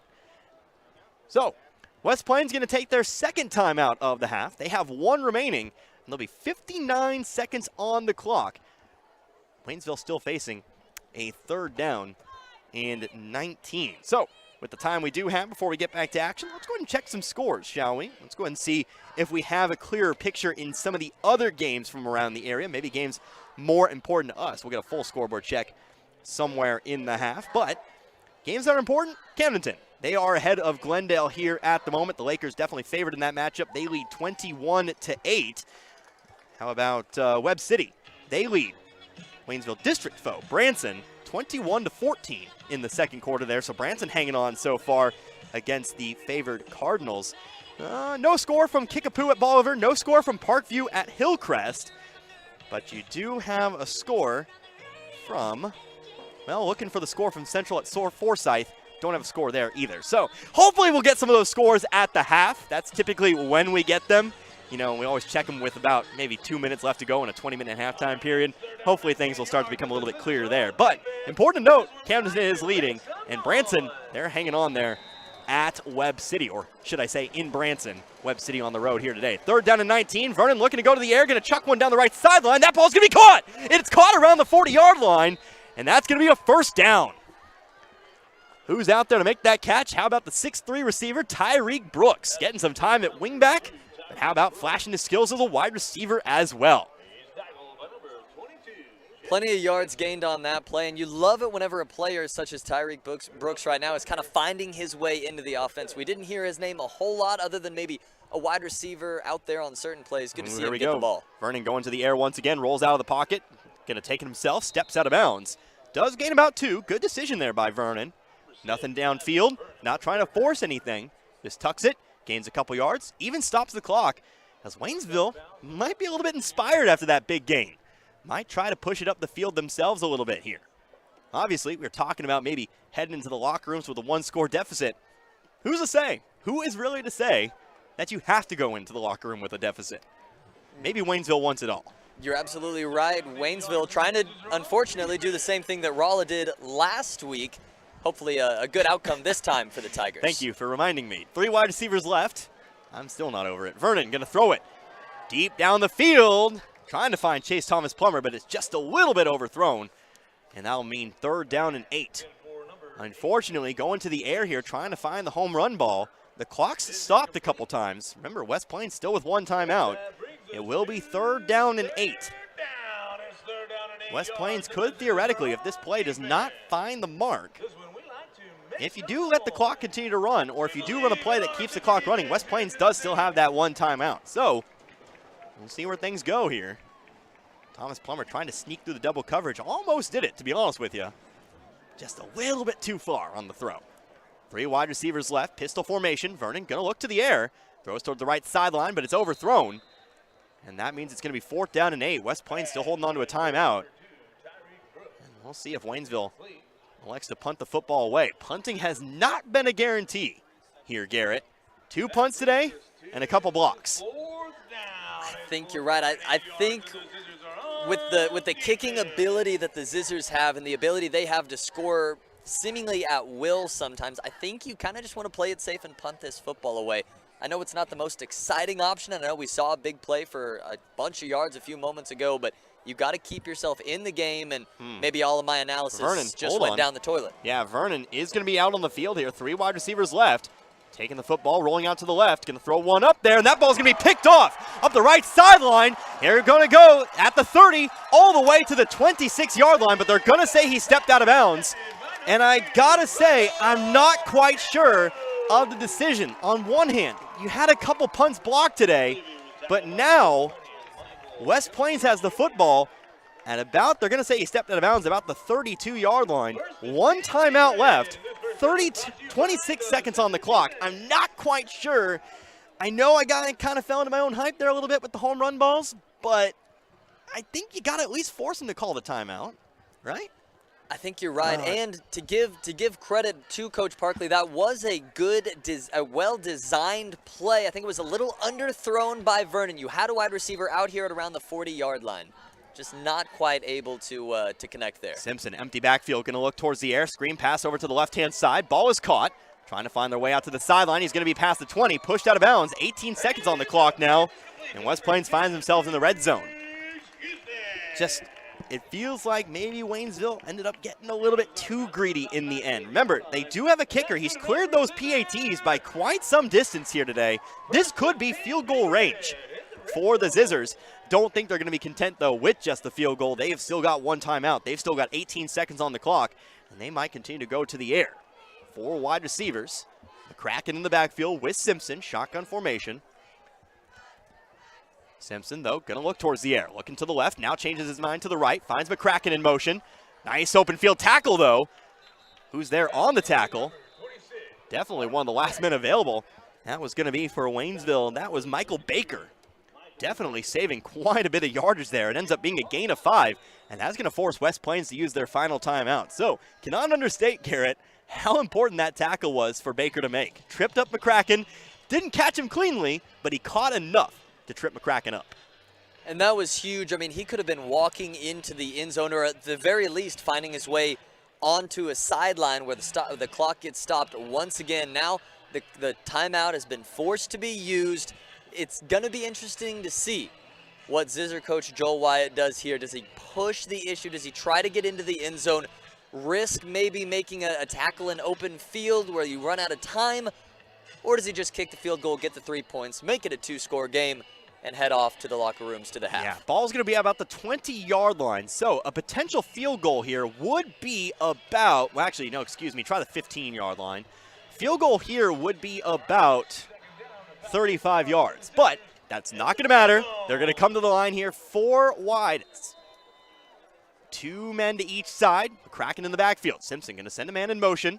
Going to go to the air. Fakes a throw left. Now going to go for the end zone. Has a man there. Ball's going to be caught. Touchdown West Plains with 5 seconds left to go in the half. It was a great route and a great throw and catch to the quarterback to the receiver right there. I mean, it's hard to defend those fade routes when the wide receiver just has that burst of speed you're not expecting. The clock management really coming back to haunt Waynesville there. And again, I hate to harp on it for the 3rd straight week in a row, but the clock management just hasn't been maybe as good as it should have. Allowing West Plains one more offensive drive. Kick is up, and it's going to be through.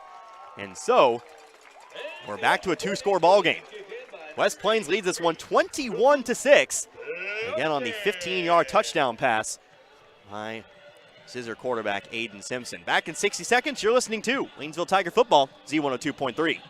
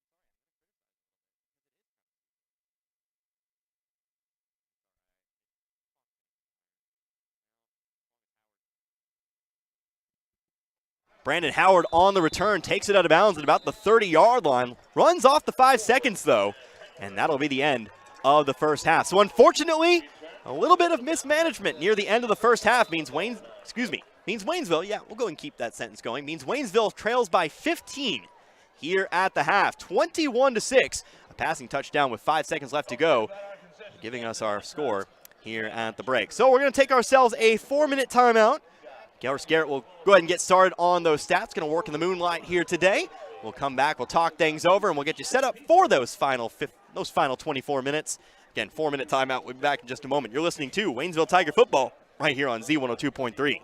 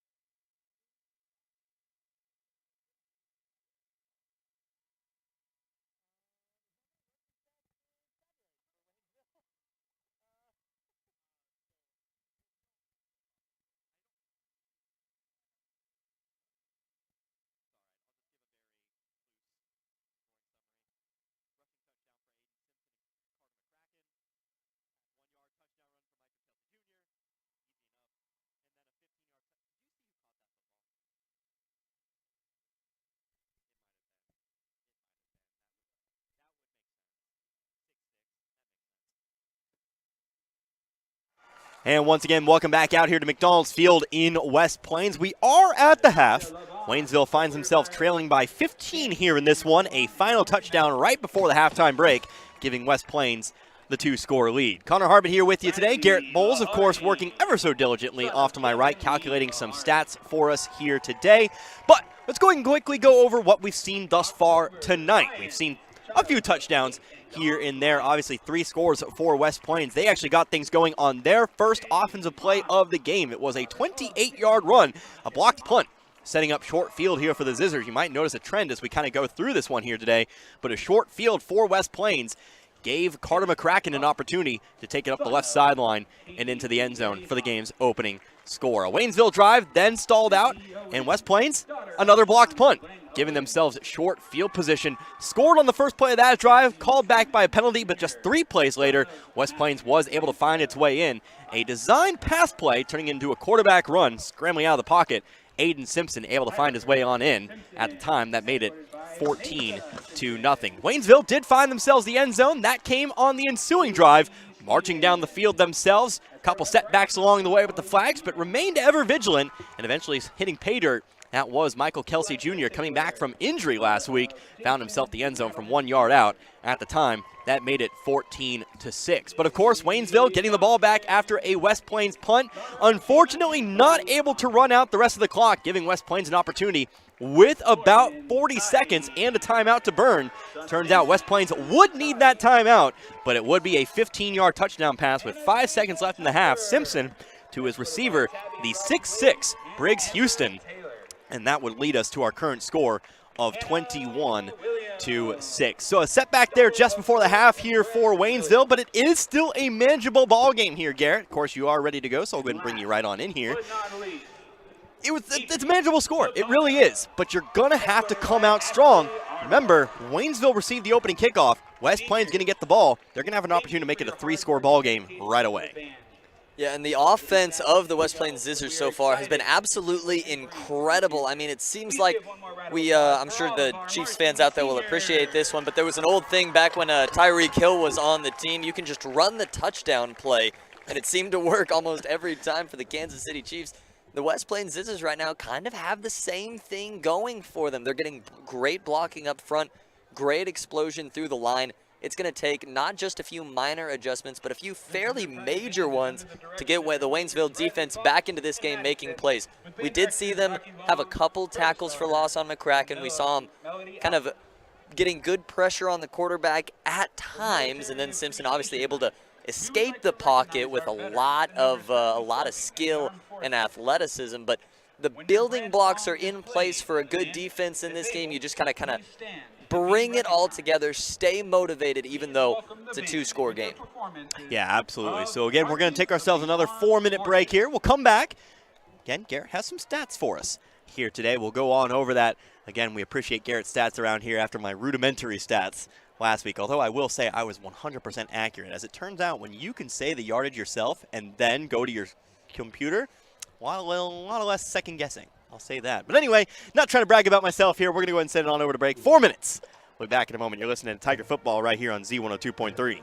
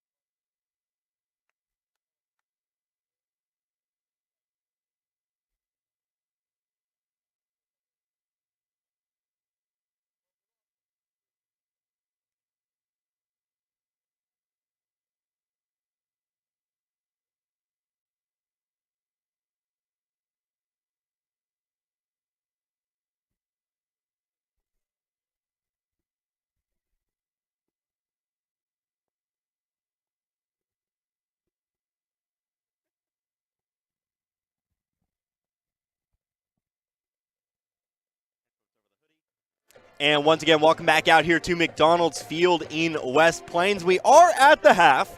We've got about 12 minutes left to go here in this halftime period. Currently, Waynesville trailing the West Plains Zizzers 21-6. Of course, we've given up some initial thoughts. Time to send it over to some hard stats, some numbers here for you from that first half. And of course, as always with those stats, that's Garrett Bowles. Garrett, what you got for us? Well, I have somewhat of a surprising stat line for a couple of different reasons. We'll talk about the Waynesville Tigers first. Both Kelsey Jr. and Michael Kelsey Jr., that is, and Chase Thomas Plummer at a little under 30 yards, 28 and 29 yards apiece there. For a lot of those yards, unfortunately, gaining back yards after some penalties and different things like that. David Godwin and the other David Vernon and Bishop Godwin combined our two quarterbacks for a moment there, both having a bunch of yards as well, about looks like about 15, 16 yards for a piece for them. And then we have Tyreek Brooks also has 9 yards on the day so far. So for a grand total in the rushing game, you have 94 yards. It's nothing to sneeze at. It's obviously not where Coach Barkley wants them to be. Of course, a 30-yard passing play as well in there, and so that'll bring the total yardage to around 124 yards. Not necessarily perfect, but it's definitely, it's not as bad, or at least reflecting of only getting 1 touchdown. You have 124 yards. You're doing something right, just not able to close out the drives as well, and we've said that a couple of times by now. Yeah, absolutely. And, of course, as we take a look kind of what West Plains has been able to do on offense here today, something we wanted to mention that maybe I kind of glossed over there whenever we were talking about the scoring summary and some initial thoughts. West Plains, for the most part, has not had to go the length of the field. They've really taken advantage of excellent field position today. How are the Zizzers looking? Yeah, that's exactly the point I was about to make. They actually have 10 less total yards than the Waynesville Tigers at 114. They have 84 yards through the ground, I should say. 84 yards on the ground, 30 yards through the air. A couple of passing touchdowns, or a couple of passing yards, and a passing touchdown, I should say. They do have 2 rushing touchdowns as well. So yardage not always the difference maker in the game. The Zizzers not committing as many penalties. Waynesville committing a slew of penalties at only 2 or 3 plays, it seems like sometimes. Not able to close out on drives. The Zizzers able to finish most of their drives, even though it came in short yardage. It's an interesting stat sheet so far on the day, but of course the one stat that does matter, Zizzers up on the Tigers 21-6. Yeah, absolutely. I mean, we take a look at here, 3 out of the 4 drives West Plains has been able to embark on here today have resulted in touchdowns. The one thread, the one commonality between all 3 of those drives, they all started in Waynesville territory. So Waynesville's going to have to try to change something about that. You might remember the drive that did force a West Plains punt started at the Zizzer 35-yard line. So something to maybe look at there. How did they come out? Of course, Waynesville will be set to kick it away to start off the second half. So we know, barring any kind of shenanigans, we'll see maybe West Plains having to go the full length of the field, or at least a solid chunky yardage down the field. And we'll go ahead and knock on wood there for that one. So, hey, we're going to take another break. We're going to make this one another short one. How about 3 minutes this time? When we come back, we'll take a final look. We'll look at those scores once again. We'll see if maybe we've gotten a few more updates than we had the first time round. We'll come back, and, then we'll get you set for the kickoff. Second half coming up here real soon. Again, Waynesville trailing West Plains in our final week of the regular season. It is West Plains 21 and Waynesville 6. You're listening to Tiger Football right here on Z 102.3.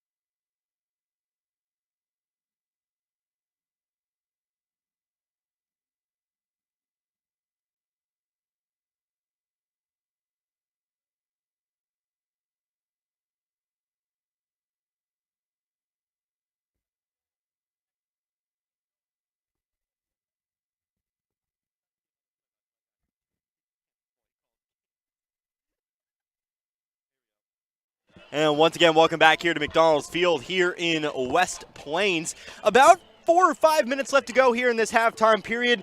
Our score here at the moment, West Plains, they lead the Tigers of Waynesville 21-6. Connor Harvard here with you, Garrett Bowles as well. Garrett dancing his way through the halftime period as we take a look at some scores from around the area. Again, weren't able to get full scoring updates earlier in the first half. Hopefully, we'll get an update here as we take a look. 21-6, of course, here in West Plains.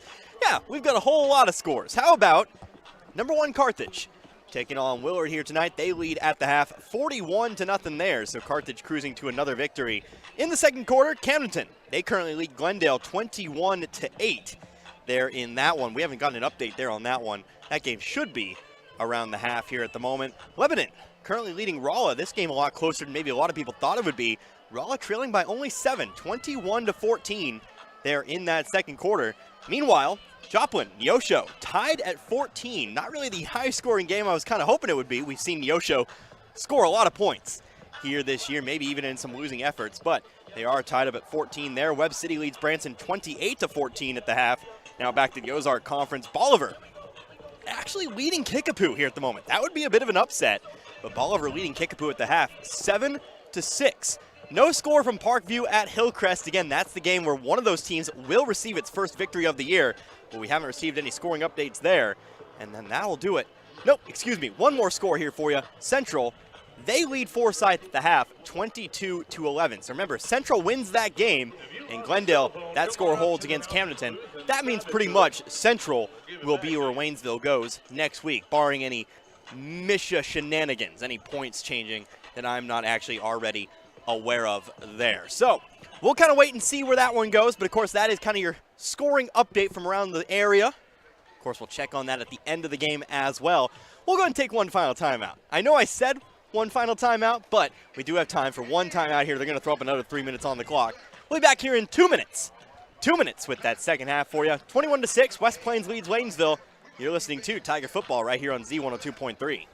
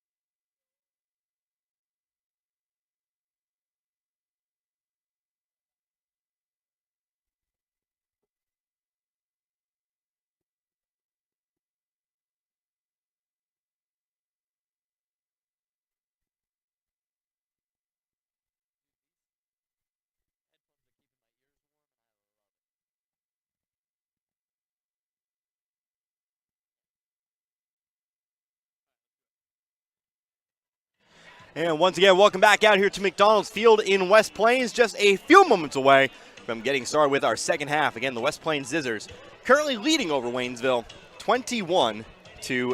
Connor Harvard here with you today alongside Garrett Bowles, Z102.3. Final week of the regular season. Glad you could join us here once again. Not the final week total. Of course, we got district playoffs next week. The only question we have to ask is, who does Waynesville face next week. So, Waynesville set to kick it away. Mason Wright. He'll approach the football. He'll lunge one left side of the field. Going to be fielded, though, by West Plains. That's the man responsible for the touchdown just before the end of the first half. That was Briggs Houston on the return. West Plains takes it to about their own 42-yard line. So again, Connor Harbin, Garrett Bowles here with you today. For the second time tonight, West Plains will start a drive in their own territory. Last time they started driving their own territory, ended in a punt. We'll see if that trend continues here. Would certainly be a great start for Waynesville, but of course need to make some second half adjustments. This West Plains offense, despite less yardage, very, very explosive in those first 24 minutes. Fake the handoff on first down, throw across the middle, pass is going to be caught. That's going to be Hafer on the carry. He's going to find himself past the 40, stiff arms the defender, but he's going to be brought down eventually. Mason Wright sticking with it, but not before a huge scissor gain all the way to about the 27-yard line. So, not too much time spent in West Plains territory. First play, gain of 35. Means first down and 10 just outside the red zone. Again, ball on the 27-yard line. And that was Hafer, who hasn't done a whole lot in this game quite yet. Watson Hafer, that is, but all season long he has been a player to watch for the Zizzers, erupting in the Lebanon game and in several different games before that, making his mark really for the first time in this ball game, but it's happened all season. McCracken in the backfield, another fake handoff. Aiden Simpson on the carry. Gets the original line of scrimmage and maybe a couple more. Boys roped down from behind. Aiden Simpson on the quarterback keeper. Gain of about 3 means second down and 7. Maybe even about 8. We'll say gain of 2. That's what the scoreboard's going with, so we'll say 2 yards as well. Second down for the Zizzers. Again, Waynesville trying to prevent this from becoming a 3-score ball game. Gave up the touchdown just before the end of the first half. Bit of a setback there, especially considering having to play on the defensive side of things. Start off this third quarter, but can still make a stop here. Probably going to have to do it, though, in 4 downs. Simpson fakes the handoff, going for another route across the middle, and that ball is placed perfectly for the receiver to run right on in and pick that one up. On the catch that time, that was Jesse Hudson. Listed on the roster as a QB wide receiver combo. Probably does a little bit of both, but he has the catch this time around for a first down and 10. Gain of about 11 on the play. Yeah, and that was a slant route. What a quarterback usually does on a slant route is try to gut it in there as quick as possible. On there, a little bit of extra air under the pass, letting the slant kind of develop and letting his receiver work his way back towards the football. You don't see it often, but it can work, and it did there for a positive gain and a first down. Hit him in stride. 2 wide receivers set, now 1 sent across. Handoff. Here's Carter McCracken. Hit and taken down just across the 10-yard line. Gain of about 5. Number 26. Second down and 5. A couple minutes off the clock here. 10 minutes left to go here in quarter number 3. Tyreek Brooks on the tackle here for Waynesville. In the red zone. Again, we're now within the 10-yard line. West Plains need to get to the 4 for a first down and goal. Going to line up this time. 2 wide receivers, 1 to each side. Fullback sent in motion from right to left. Now Hafer going to step off the line. Now he's sent in motion to the left-hand side. Simpson going to take the snap, fakes the handoff to McCracken. Has to throw it quickly. Bit of a screen play. Hafer has the catch, and Hafer's in off the pylon. No, they're going to say, did he step out of bounds beforehand? Pass is complete, number 13. Normally the pylon would be in the end zone, but they're going to say the back of the foot stepped on the 1-yard line. It'll be first down and goal from basically inches, as that back foot came just before he knocked that pylon down. Now a whistle, though. Well, officials getting things together. So obviously things not ideal for Waynesville in either case. Either the 6 points or the first down and goal. To be completely fair, though, to the Waynesville defense, I guess I should say, they did offer some pretty good pressure on Aiden Simpson. He was just able to leak out there, was Hafer, and catch the ball.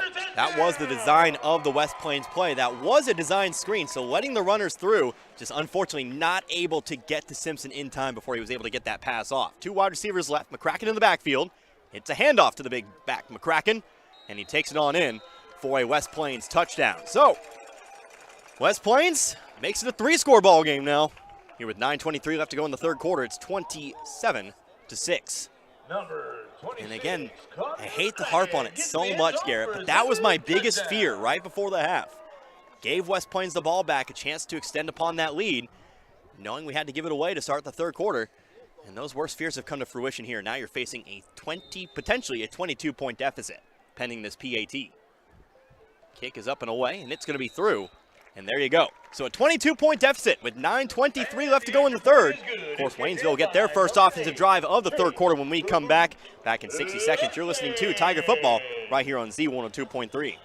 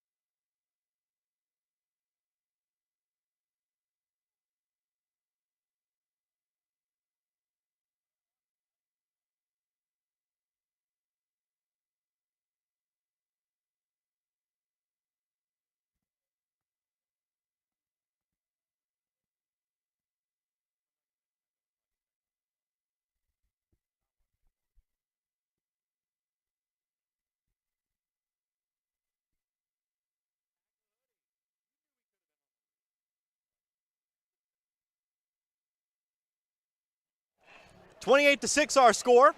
Another kick bouncing along the ground, going to be fielded by Waynesville at about the 21-yard line.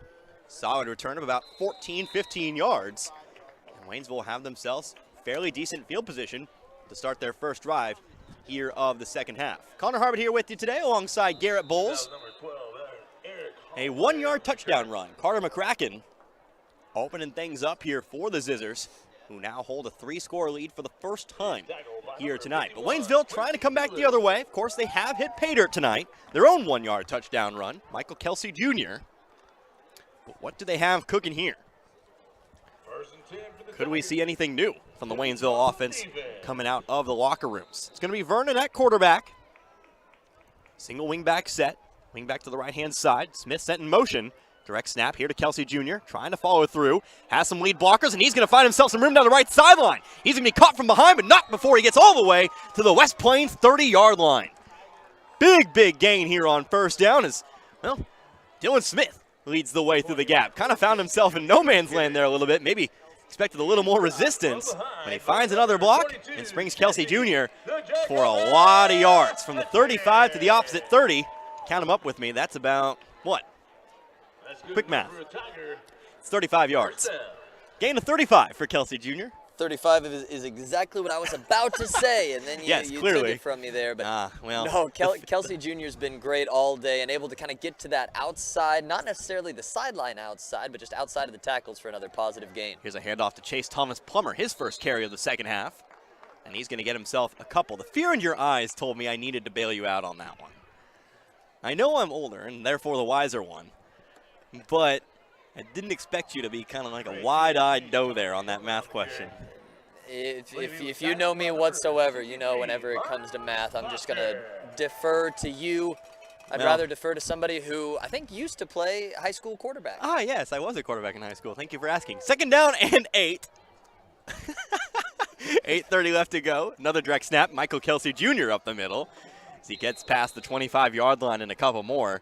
It's going to be another third down, but it's going to be a manageable third down. Third down and about 4. You know, that was the most ham-fisted way you could have brought that in. But I'm going to let you have that one because I was not expecting it. Ball's going to be placed about the 22-yard line, by the way, so that means it is going to be third down and about 4 to go. And like you said, this is manageable. Obviously, you'd rather be working with first and second down here, but third and 4 is something that you still have Chase Thomas Plummer running on the outside. You could have Kelsey kind of take a direct snap up the middle. You have options here and 2 effective ones at that. Yeah, so here we go, third down. It is going to be Vernon on the direct snap. Piles pushing here to around the first down marker. Was about to say it's definitely 4 down distance, but I think we're not going to have to worry about that. Or if we do, it's going to be 4th and very, very short. See where they spot that football. And, ooh, I don't like that spot at all, if true. Because that means it is going to be 4th down and about 2. Here we go. We're going to have a whistle. And we're going to have an official's timeout. potentially for measurement. And I can tell you from up here on the roof, if they do measure this, it is going to come out short. I can see the first down marker. It is well past the 18, or actually around the 18-yard line. They have it on the 19. So that would mean about 4th down and 1. Unless one of those Waynesville Tigers can sneak in real quick and nudge that ball just a little bit in the right direction, it's going to be 4th down and 1 here. A little bit of stickery. Just come on in there and nudge it. You didn't see me. Unfortunately, the world doesn't work that way, so we're going to have 4th down and 1. That would be a cool superpower. You'd be an effective running back. 4th down and 1. We'll see if Waynesville can keep the drive alive. Just outside the red zone. On the football, direct snap. Going to be met behind the line. Pushing, shoving. Did he get there? I don't know. It's going to be close, but West Plains celebrating. They certainly think they stopped him short, and I think they're going to do it. I think it is going to be placed around the 19 again, only able to get back to the original line of scrimmage. So the drive ends there, and now this one in danger of getting a little bit out of hand. I believe that was number 18, Chase Thomas Plummer on the carry. He's met at the line of scrimmage. On the positive side, though, had a deep drive, a long drive, both in yardage and in time. And now West Plains gets the ball all the way back at their 20-yard line. Unfortunately, time at this point, not really a benefit of the Waynesville offense. Not when you're trailing by 3 scores. Of course, this West Plains offense scores quickly, but again, don't really want to go down by more than you already are. Under center is Simpson, cracking in the backfield with 2 wide receivers right. Man sent in motion. Fakes the pitch out, now looking towards the air. Throwing it deep here, has a man. Ball's going to be bobbled around, and that ball's going to fall incomplete. Great one-on-one coverage deep in the field, all the way into Waynesville territory. Down there on the coverage, that was Chris Scott knocking that one down. Scott, most of his contributions this season have been on the defensive side of the ball, especially out there in that secondary. Finds himself another good play out there. Of course, this Waynesville secondary, take a look at how they developed over the season. They did have a few bad weeks. Again, against teams like Camdenton, Lebanon, Kickapoo, of course, all very good teams where a lot of teams have struggled against. But against some of these other teams, Hillcrest, even West Plains right there, kind of drawing some blanks as I'm preparing for this next play. And here's a handoff. We'll get back to that thought in just a moment as McCracken gets about 2 or 3 yards. Parkview, thank you so much. The teams have tried to punish them through the air. They've looked so much better. Remember, a lot of pass interference penalties that first week against Glendale, obviously a team that likes to throw the football. This is a much-changed secondary, and those are the things that encourage you. Seeing improvement throughout the course of a season. Obviously not on the right side of things here, but that's a play that sometimes, maybe a few weeks ago, would have been gone for 6. You're absolutely right, and Barkley's he's probably not smiling a whole lot right now, but he might have that in the back of his head as a positive moment, something to build on. Screen play, throwing out to the right. Pass is caught by Hafer. Juking out towards the right sideline, but caught from behind. It's going to be enough for a first down here on 3rd down. Nice tackle from behind, though. That was Bishop Godwin chasing him down. Originally juked out, but not giving up on the play, so still able to make the tackle. Unfortunately, like I said, still enough for a first down and 10. So, new set of downs. Ball on the West Plains 34-yard line. Halfway through this 3rd quarter now. Again, a 22-point deficit. Simpson under center. Again, 2 wide receivers out to the right. That includes Briggs Houston. Here's a handoff to the fullback, getting his first carry of the game. Runs over a couple of tacklers before he's able to get to the 42-yard line. That's going to be enough for another first down. On that play, again, that was the fullback, Dawson Howell, 6'3", 240. I wouldn't want to bring that guy down either. I would say that's about fullback size, but we do have an injured Tiger down on the field. Trying to see who that one may be. It looks like that might be Mason Wright. Of course, missed time earlier in the season due to injury. He's still down there. So we're going to go ahead and take an injury timeout. We'll go ahead and make it 60 seconds for now. We'll come back, give you an update on it if we need to. But we'll go ahead and start with 60 seconds for now. Back in a moment. You're listening to Tiger Football, Z102.3.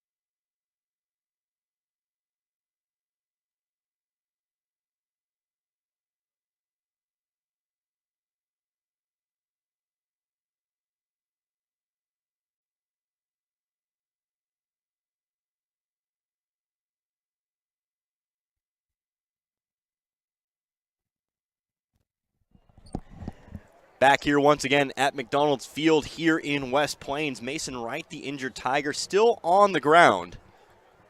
And again, Garrett, we always stress this in a situation like this. We're not going to speculate at all, of course, but you hate to see injuries, and you hate to see it, especially on a player like Mason Wright, who always gives his best effort. We've seen him make several plays here this season. You always hate to see it, especially maybe right before district playoffs.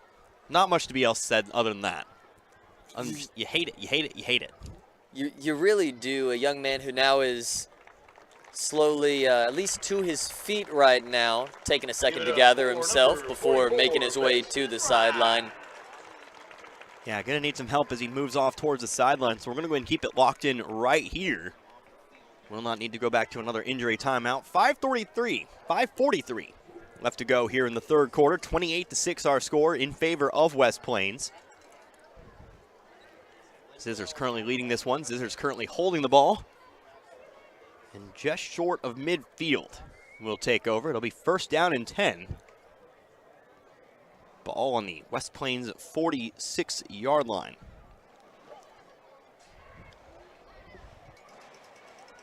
Again, as Wright continues to be helped off the field. I'll go ahead and remind you once again, next week we'll be back. District playoff action. Playoff football, Who baby. will we be facing? I couldn't tell you. But what I can tell you is that Camdenton-Glendale game has become a little bit interesting. Camdenton 29, Glendale 22.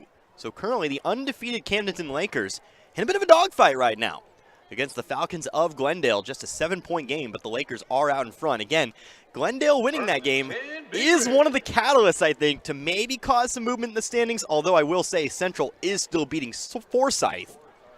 And so I don't think, you know what, we're just not going to even speculate. I really don't want to get into speculation when it comes to the point system districts-wise. I mean, I'm not grilling Misha on it. I'm just saying it's very obtuse sometimes. The most likely option is going to be Central. There are some other options, though. I think we just leave it at that for now. Yeah, I really think we should just leave it at that. But do know it gets interesting if Forsyth beats Central and Glendale beats Camdenton. That would be the situation to kind of watch out for. But, of course, Central and Camdenton both winning thus far. Back to the action here. Under center is Simpson. 2 wide receivers right. Again, first down and 10. Fakes the pitch, going towards the air. Going for the route across the middle. Actually, never even got that ball off. I think it might have been a fake throw trying to buy off the pressure, but it's going to result in a quarterback sack. It was a good fake, but the Waynesville defensive line, they don't care about the fake. They care about one thing, and that's taking that quarterback down. And that's going to be a loss of 2 or 3 here on the play. First sack of the game for J.J. Rodriguez, and him, along with the rest of the defensive line, has also come a very, very long way. A lot of room for growth in the offseason and the summer training program and everything like that, but you see the growth in both the front seven and the back secondary. It's good to see. Back to shotgun here for West Plains. Simpson looking to pass once again, throwing out to the left. Lobs it up there. Pass is caught. And around the 50-yard line, juking back to his right. Now spins up, still on his feet. Waynesville honestly needing to do a better job of wrapping up on that play. As about 6 or 7 Tigers just missed their opportunity there. And spinning his way to a first down. That's going to be Lucas Conyers. Hit at the original line of scrimmage. Gets himself 10 yards after initial contact. What you can really ultimately just comes down to you have to wrap up on that play.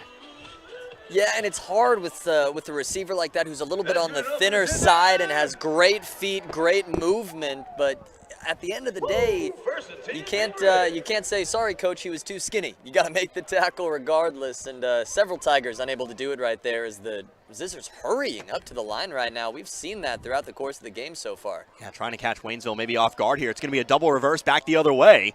On the carry, that is going to be that backup quarterback. That's going to be Jesse Hudson. Gets himself about 5. Hands it off to McCracken, who immediately hands it off to Hudson for 5 yards. Second down and 5 upcoming here. Ball has been in Waynesville territory, but it is going to be on the Tiger 39-yard line. And that's what having a great running back can do for you. A lot of attention going to McCracken there off to the left side, not able to catch a guy who actually had the football. Number 22 over there, and positive gain of about 5 yards there. 3:39 left to go in this third quarter. Simpson now under center. Fakes the handoff, under pressure, jumps and throws, has a man open, finds himself Hafer. Hit as he threw, and able to complete it anyway. on the rush, coming through the line. I believe that was Mason Perez. No, excuse me, Josh Bess, who makes the hit. Honestly, a great blitz there as Bess just slips his way through. But unfortunately, Hafer left open enough for Simpson to jump up and make the, well, hate to use this description, Mahomes-esque throw. What? Is that any jump throw? Yeah. I mean, you tell me another quarterback who makes that throw. Tim Or Tebow, tries Florida that. Gators. All right, that was enough of a deep cut for today. First down and 10. Noted tight end Tim Tebow. Throw out to the left-hand side. Pass is going to be caught by Hudson. Hudson's got some room. He jukes out to his left. He's going to be near the end zone, but he's going to be pushed out of bounds just shy. A touchdown-saving tackle at the last moment, but it is still going to be first down and goal as the Zizzers again find themselves knocking on the door as the Tigers slow to get up on the opposite sideline. Whistle's going to blow. Already up, though. Just a little bit slow out there. He's going to have to come out on the field, trying to see who that might be. Is that Tyree Brooks down there? Trying to get a number on it. That's good enough for a scissor. I think that might be Chris Scott on the sideline here. A little bit slow to get up, but he is walking away. I got a question for you. Scott, who was responsible for a big pass breakup earlier in this ball game. Yeah, earlier in this drive, in fact. I do believe, anyway. This drive has been a long one. I think you're has- right, though. It My has been one goodness. of West Plains' longer drives here. 2:55. Knocking on the door, though. First down and goal from the 2. Simpson shotgun, fakes the handoff to McCracken. He wants it himself, and he's going to get it himself. Touchdown, Zizzers. Untouched was number 1, the quarterback for the Zizzers, Simpson there. 34-6 now in favor of West Plains. Pending the PAT, could be a 29-point ball game. Just shy of the end of the third. On to attempt the PAT once again. The designated kicker for West Plains, Chase Larson. West Plains definitely offsides there. Going to blow the whistle. Play's going to be whistled dead. Kick sails through the uprights. A little bit over-eager there on the left side of the line. That one of the more egregious offsides we've seen tonight. Caught that too for sure. And whenever you're trailing this big, at some point you just want to make a highlight. At some point you want to get through the line or do something where you can look back on film and go, yeah, coach, but I did that.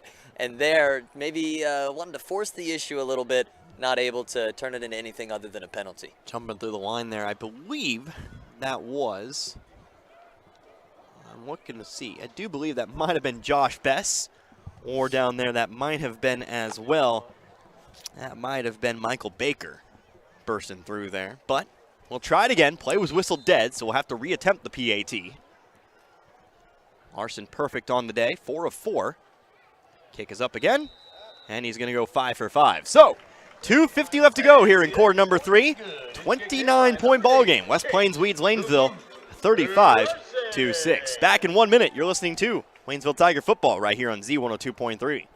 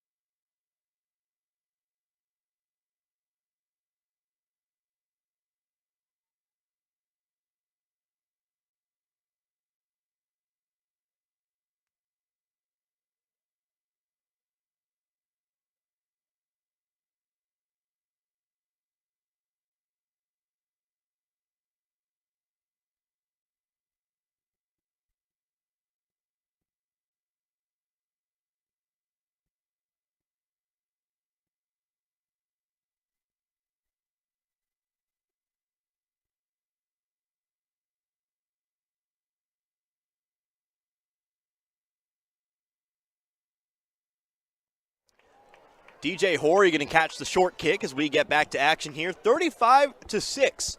Our score, the latest West Plains touchdown, a 2-yard run. Quarterback Aiden Simpson, his second touchdown of the day, at least on the ground. Has one through the air on the day. So 29 points, but Waynesville trying to cut back into that lead once again. Have 2:45 left to go in this third quarter. Waynesville, their one touchdown, 1 yard earlier in the game. Back in the second quarter, Michael Kelsey Jr. doing the honors. Here's a direct snap on first down. Moving forward, that's going to be Kelsey Jr. Of course, responsible for the 6 points here today. Going to find himself about 4. It'll be 2nd down and 6, ball on the 44-yard line. Number 20, Michael Kelsey Jr. Kelsey earlier was getting the West Plains Zizzers to bite on that initial little stutter step he had at the beginning of the play and then take off to the left side or the opposite side of the original stutter step. Now, Zizzers getting a little more disciplined.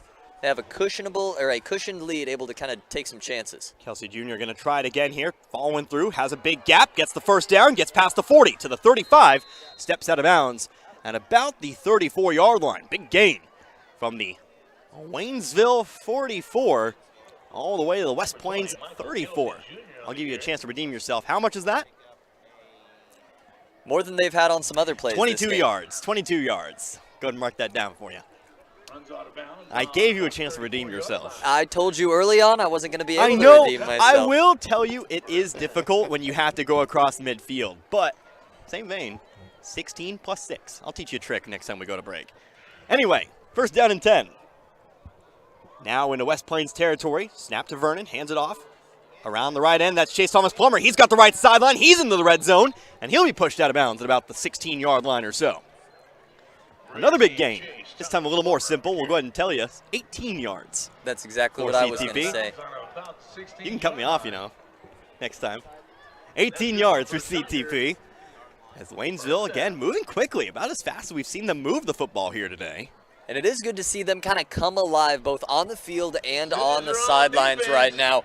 Earlier in the game, we were seeing them kind of moving back and forth between the huddle and the sidelines at a slowed pace. Oh my goodness, we're down by 2 or 3 scores. But right now, the way this offense is moving, it seems like nothing can stop them. We'll see the Zizzers certainly try, though. So here we go, 1st down and 10, ball on the 16-yard line. Around the left side, that's going to be Kelsey Jr. Pushing, shoving to about the 10. Maybe a little bit shy, but it is still good for 5 or 6 here on 1st down.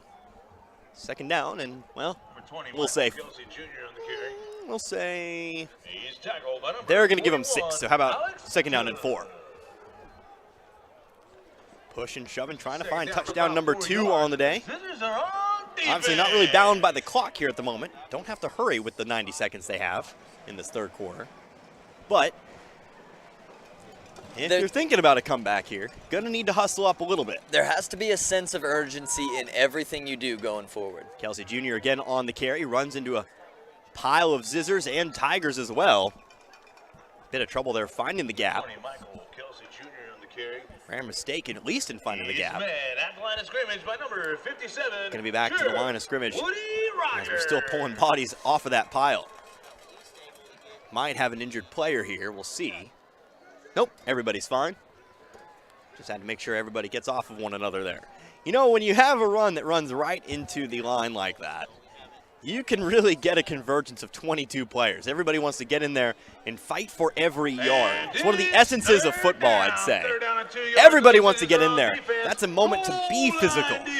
And then, of course, you have to kind of untangle everybody afterwards. But when it's all said and done, here we go, 3rd down and 3. They actually gave him a yard on the play. So, Waynesville winning the push there on that time. 3rd down and 1. Direct snap, Kelsey Jr. juking to his left, falls forward, going to be around the 1st down marker. Another play that's going to be close. I don't think he's got it, though. Might be a couple inches shy. Might have another 4th down here, as that will be the last play here of the 3rd quarter. So we're going to go ahead and shift sides. We're going to go to the right side of the field now, and we'll see if Waynesville can't finish off the drive and cut into this 29-point lead. 12 minutes left to go here in this one. West Plains leads Waynesville. Excuse me, W words. They've been tripping me up all night, but West Plains does lead Waynesville 35-6. We'll be right back. You're listening to Tiger Football right here on Z102.3.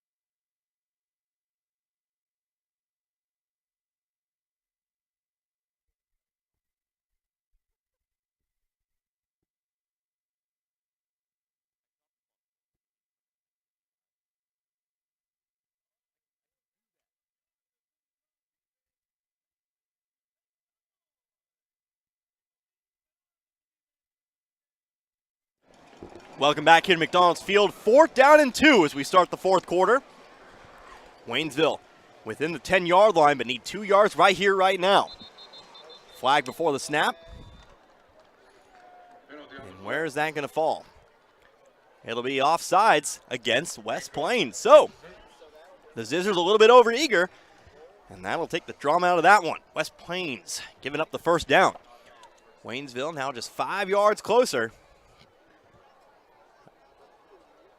And with a whole new set of downs, it'll be first down and goal coming up here for the Tigers. And we've seen penalties hurt the Tigers all night long. Feels kind of good to get one back right now. Yeah, absolutely. So first down and goal. Waynesville trying to find the end zone for the second time here tonight. First and goal for the Tigers, and the Scissors are on 3 wide receiver set. Best out to the right. 2 wide receivers left. That includes DJ Horry. Snap here to Vernon. Vernon going to hand it off. Kelsey Jr. pushing forward. Going to find himself a couple, but nothing more. As it'll be second down and goal now from the 3. They seem to be riding the hot hand with Kelsey here. I wouldn't be surprised if they go with a little bit of a tendency breaker, hit the outside with Chase Thomas Plummer. It's worked in the open field, so we can see if they try it at the goal line here. Yeah, here we go, second down and goal. Like I mentioned, from the 3-yard line, single wingback set. That is Chase Thomas Plummer.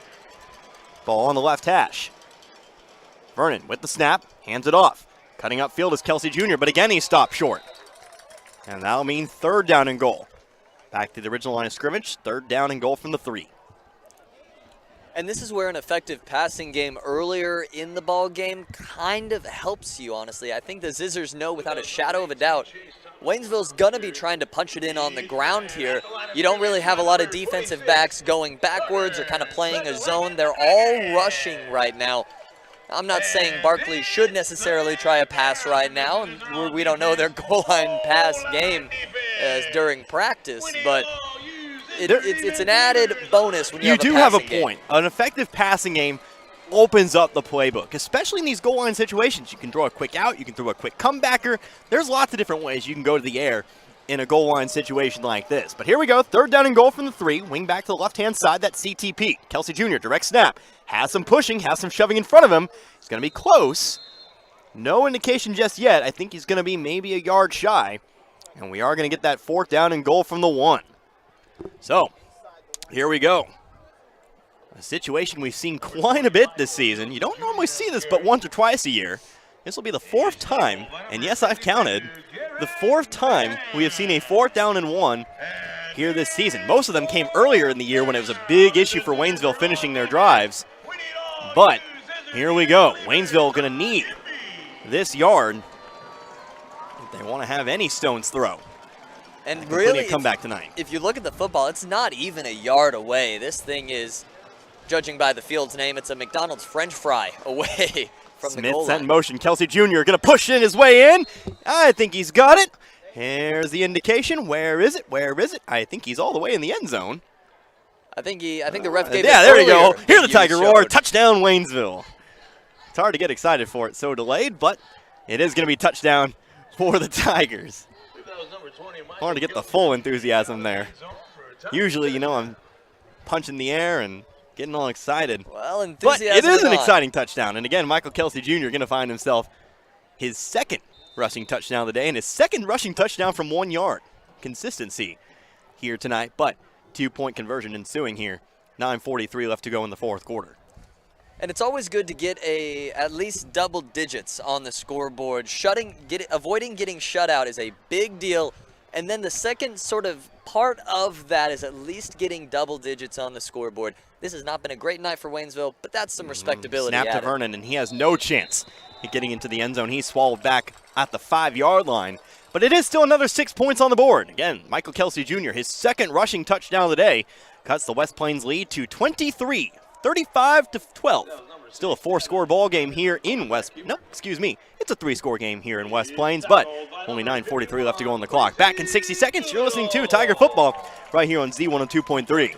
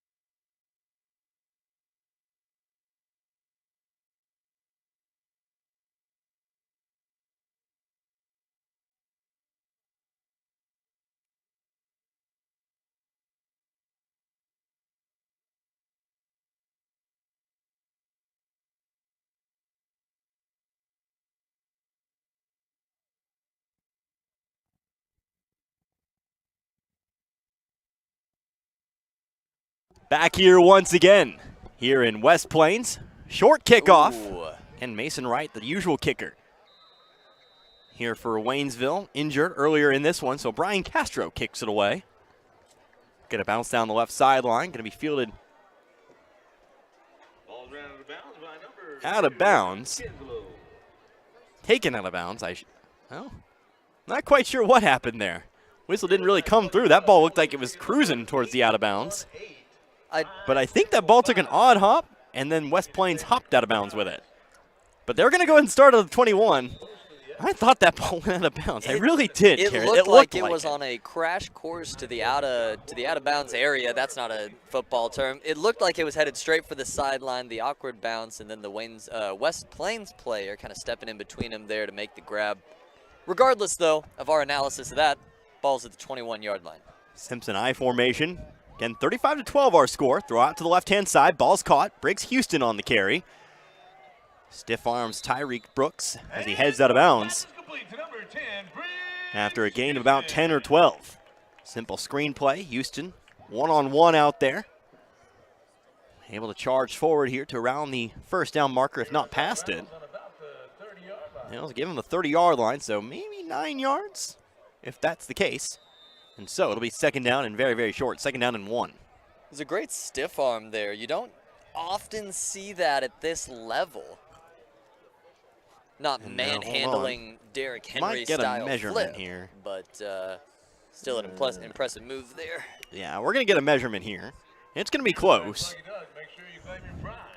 9:35 left to go here in today's ball game. Again, Waynesville finding the end zone for the second time tonight, but still trailing by 23. Definitely running out of time here on this one, as the measurement is going to be called a West Plains first down. Needed to get to the 31. The ball actually placed at the 31. And so, fresh to the downs here for the Zizzers. First and 10, Big Red. So ball now on the West Plains 31-yard line. Two wide receivers left. Fullback lining just off to the left. Simpson with the snap, hands it off, cutting up field. Now across the 45 to around the 47. It was number 17, Lucas Conyers, big game. Conyers tackled by his number counterpart, Chris Scott, in the secondary. And that'll be another set of downs. First down and 10, now just shy of Waynesville territory. Ball on the 48-yard line. No, excuse me. How about the 48-yard line. Chain gang lied to me. First down and 10, again, 48-yard line. Just over 9 minutes, shotgun formation again. Two wide receivers right and left. Sent in motion to the left-hand side. One of those receivers. Design quarterback keeper, Simpson. Left sideline, flag thrown on the play. As Simpson steps out of bounds just across midfield. Would have been a gain of 4, but we'll see where the flag falls. I'm not sure what that could have been called on right there, unless it was a holding block downfield. Came in the area of holding, but we will see. It is going to be holding called against West Plains. So that'll back them up a bit. Back into their own territory. Across the 50, across the 45. Mount to the, well, we'll see. The flag came in just about the original line of scrimmage. Yeah, they're going to place it about the 41-yard line. So ultimately, it's going to be a loss about 6, or maybe just 4 yards down the field. And again, we'll repeat first down. First down and 17. Garrett, you got any thoughts? I was more trying to figure out which cheerleader was on the field as they were announcing them. Thanks. Here's a throw out to the left. Pass is complete. Knocked out of bounds. Tall Aussie on the tackle. On the catch, that was Rylan Kenslow. Well, did you figure it out? One of them was like freaking out for a second, not wanting to be noticed, and ended up drawing more attention to herself. It was pretty funny. Unfortunately, it came at the expense of my focus for the ball I'm really game. glad you admitted that. So for the second down, and well, it'll be second down and about Second down about 8. Second down about 8. That's what I'm sorry, seeing too. I'm back on the train now. I'm glad. Sorry. Gain of 9 on the previous play. And they are working this clock really well, is the Zizzers. You don't necessarily need to score right here. You need to make sure that the Tigers don't have any time on offense whatsoever. Yeah, absolutely. Still 9 minutes left to go here in this fourth quarter. A touchdown would pretty much ice this one. As it stands, a 3-score game. Man set in motion to the left. Simpson taking the snap, hands it off, though. It's going to be the fullback once again. As he finds his way into the secondary, he's across the 35. And after a brief setback, West Plains finds itself immediately in Tiger territory again, just shy of the 30-yard line. Again, that was the big fullback, Dawson Howell. 240 pounds, running full head of steam down the middle of the field. It takes a lot to stop him. Kind of a couple Tigers there on that play. Fullbacks should not be allowed to move that quickly. My goodness, 240 pounds coming at you at what looks like at least 10, 15 miles an hour. I mean, that is a terrifying thing to have coming at you on the football field. Two backs in the backfield. Simpson taking the snap, looking to pass down the left sideline, one-on-one. That ball is going to be caught.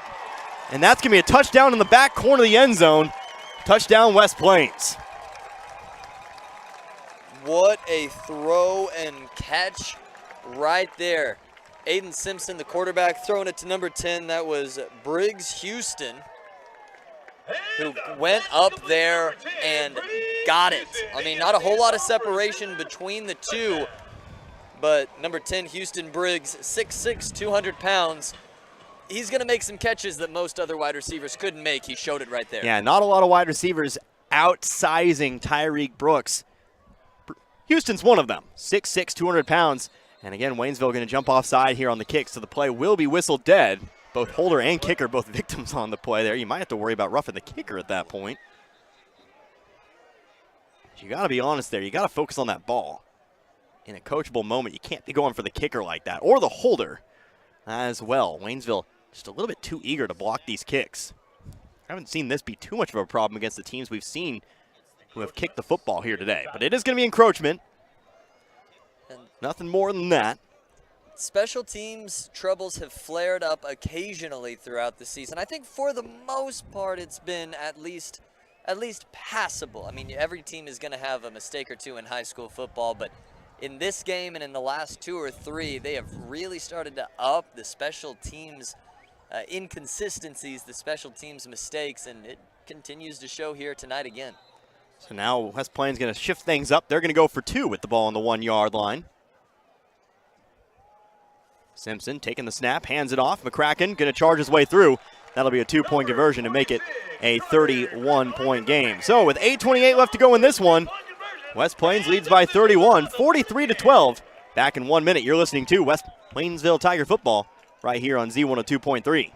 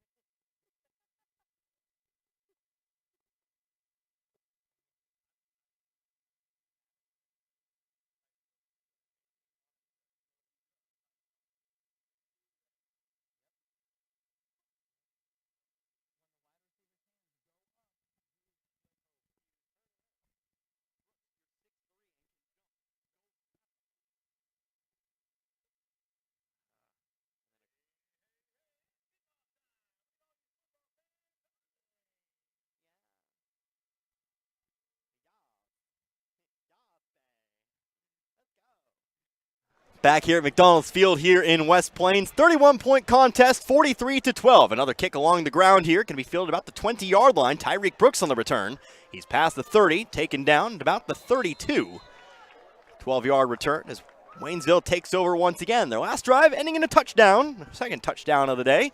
1-yard touchdown run for Michael Kelsey Jr. Going to try to do it again here as they bring the offense back out onto the field. So really, we're running out of time here. Going to need a few breaks here and there to make a comeback here in this one. But As we move into the end of the regular season, as we move into the beyond, these drives just as important for positive momentum heading into next week's districts. Again, don't know who we're going to face. A couple teams with definitely different play styles, I'll tell you that right now, between the two potential opponents we could definitely see. But gonna close things out here on the offensive side of the ball. Michael Kelsey Jr. on the carry, cuts it up, taken down about the 39, 40-yard line. It'll be a gain of 2 here on first down, second down and 8. You're absolutely right about kind of getting that forward momentum going into the playoffs. I mean, it's a little different, but I mean, everybody has a playoff spot, obviously, but you can kind of play knowing, all right, this game might be out of hand, but we need to get ready for next week. We need to kind of play and see what plays do work for positive gain often, what plays don't. You need to start figuring those things out if you haven't already to get ready for what could be a potential surprising playoff game. Smith sent in motion. Snap to Vernon, hands it off. CTP going back the other way. He's quickly into the secondary. He's going to be taken down around the first down marker. Flag coming in Penalty on the play. very, very late. Well after CTP went to the ground. Where could that be thrown? What could that possibly be? We'll see.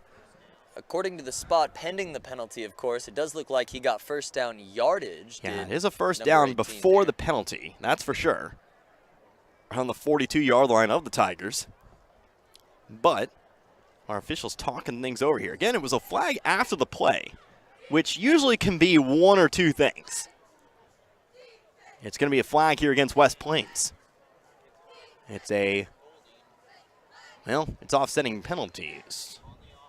Personal foul against the Tigers. Well, it's personal foul against the Tigers. I thought there was an indication, unless he went the wrong way first. Tell you what, that might have been the case, as that's going to set him back here. And again, that raises another point. After a big run like that, why would you put that all at risk for some personal pride? You gotta avoid making those kinds of mistakes. That's a silly 15 yards that you can't really lose. You're absolutely right, and not to mention, it's kind of demoralizing to whoever just got that yardage. I mean, it's obviously hurts for the team and in the grand scheme of things, but you're kind of letting your teammates down, either maybe the teammates who would have blocked for you or the teammate who actually made the yardage. It's not the best look in a teammate perspective. It's going to be first down and 10. Ball on the 27-yard line, trying to work that one out. As unsportsmanlike conduct, minus 10 yards. They got 10 yards on the play before, so maybe. we'll figure it out later. Here, CTP again on the carry, going to be taken down from behind. Could be a horse collar, is it not? I think the refs just missed that one straight up. That was about as obvious as it's been for you and I. I think with the horse collar, you need to see grabbing of the back plate. I'm not saying that didn't happen on that play. I'm just saying the refs might have missed that. He might have just got the very top of the jersey. Either way, it's going to be I'm gonna gain stay of on 2. the fence on that one. You can remain neutral. I'm going to say that one might have been a bit of a missed call, but it is still 2 yards for CTP. I won't hide my opinion. That one, usually we miss those flags, but that was right next to us. Direct snap here to Michael Kelsey Jr. on second down. Charging forward here. About another 3 or 4, maybe 5 even. They're going to spot it about the 34-yard line, so another hard 5 yards here for Michael Kelsey Jr. Third down and 3 upcoming. Officially halfway through quarter number 4. We've got 6 minutes left. Tackled by number 18. And the Tigers have all season long had a problem with keeping these games close. Once it gets a little out of hand, it's very difficult to crawl back, obviously for any team, because there's a reason that the game is getting out of hand. But and here we go, David Vernon on the direct snap. He sneaks through the hole. He's going to find himself past midfield, and that's a big gain. Here for the Waynesville offense. Vernon just sneaking his way on in there. Kyle Foreman, the gap not so big there, but Vernon, who really isn't the biggest guy on the field, just able to sneak her right on through. And then, of course, we know he has that speed. When he gets to full speed, he's hard to catch. Saw it all the way past midfield to the West Plains 48-yard line. Ultimately, that's going to be a gain of about, I wasn't even waiting for you there. I was trying to figure it out myself. That's a gain of 13 on that one. And one thing that we haven't highlighted enough, I think, throughout the season is just the team speed of the Tigers. We've talked about the depth, and that kind of goes the same direction, but they're all so fast. Here's another carry for Vernon. to the 45. Shakes off one would-be tackler, but is eventually taken down after another gain of 3. 2nd down and 7 upcoming. Ball on the 45-yard line. Vernon on the quarterback keeper. He's tackled by number 13, Watson Hafer. So PA announcer saying, Davin. Wonder if that gives you a little chip on your shoulder if you hear that on the field, being called the wrong name. 2nd down and 7. Ball on the 45-yard line. 4.5 minutes left to go in this one. Bishop Godwin in at quarterback. He's going to take it himself. Trying to run left-hand side, but he's taken down the backfield for a short loss on the play. That'll bring up 3rd down and 9. He's tackled in the backfield by number 26, Carter Crackalagan McCracken. So that'll bring up 3rd down and 9. An impressive tackle there by McCracken. He was already engaged in a block, but able to reach his arm out and grab Bishop there. Able to take him down while kind of still being blocked by one of the Waynesville Tigers offensive linemen. Wing back left-hand side, another 3rd down here for Waynesville. Needing 8. To hand off, CTP through the gap. Cuts it upfield, big hit about the 35. He is going to have enough here. The CTP immediately back up. Scary hit there, but CTP okay. And he's going to be more than okay that he has the 1st down. That's really one of those things where you say, okay, yeah, you got me, but I also got 11 yards, and I got the 1st down. So, continue the drive here. 3.5 minutes left to go in this one. I can tell you were thinking it. I'll just go ahead and say it. Across the 34-yard line. I mean, really, that is how you kind of look at things. Big hits happen. They really do. It really is, and that's why I was never cut out to be a football player. I'd rather not get hit that hard. Kelsey Jr. up the field once again. Another short gain. Number 20, Michael Kelsey Jr. on the carry. Going to be 2nd down and 8 upcoming. Number 57, Sheriff Woody Rogers. Clock continuing to tick, tick, tick, of course. Another trademark long Waynesville drive. And as we mentioned earlier in the game, these long drives definitely work better when you're out in front. Again, this game's been a little bit out of hand for the last few minutes, but still trying to find the end zone one last time. Trying to find, really, a touchdown to take you on into next week. Wing back, right-hand side, CTP sent in motion. Gets the handoff, trying to find the left sideline, able to get around the edge. Now Duke's back to his right. Has the 1st down once again. He's going to be tackled just outside the 20-yard line. All the way to about the 21-yard line. CTP really showing off the speed there, running horizontally at the start of that play, trying to find his way around his own lineman, who of course is trying to make the block on the outside linebacker. Able to finally get around him there near the sideline. And then, of course, like you said, so much team speed for Waynesville. Cuts it up, and before you know it, has himself another 12 yards and another 1st down. 1st down and 10, ball on the 22. Waynesville wasting no time, but this time the direct snap to Kelsey Jr. is going to go nowhere, as he's tackled well in the backfield here for a loss of about 2. It'll be 2nd down and 12. And it's so interesting to see how the runs kind of change as the game goes forward. Waynesville likely out of this ball game, not going to get out of here with a win. And so Chase Thomas Plummer, where he would usually try to cut it up at the 1st hash mark and get a couple of yards and not risk the deep tackle for a loss, he just says, hey, we might not be winning this one, but I'm going to get my yardage. He cuts it all the way to the sideline, takes a risk, it pays off there. CTP, the handoff, the fake. Vernon going to have himself a wide open DJ Horry. Going to try to find his way into the end zone. Dukes to his right, a nice block downfield. Hear the Tiger roar, touchdown. A touchdown here in the final week of the regular season. You know, it was the man who started Waynesville off this season with the touchdown. Nice little bookend maybe. DJ Horry in the end zone from 25 yards out. Wide open as well. And I mean, really, if you take a look at the season, Horry, remember the Glendale game? You remember this touchdown. Oh, yeah. He was wide open there in that one too. Obviously, maybe a little bit late for it, but that might be a nice little bookend here to Waynesville's offensive output here in the regular season. Nice pitch and catch, though. Beautiful ball from Vernon, right where Horry could get to it. Yeah, and Horry has done so many great things this year as a blocker that whenever he leaks out like that and does a little drag route to the right side, you feel good for him because he's done so many things that aren't going to show up on the stat sheet. and now able to get in for the score. CTP nowhere to go here on the 2-point conversion, but I do want to go ahead and remind you that that touchdown by the Waynesville Tigers means another $25 donated to Ed Morse Ford of to the Waynesville Athletic Program by Ed Morse Ford of Waynesville St. Robert. Ed Morse Ford, always a big supporter of the Waynesville schools. Find out what it means to be backed by Morse. Big apology there.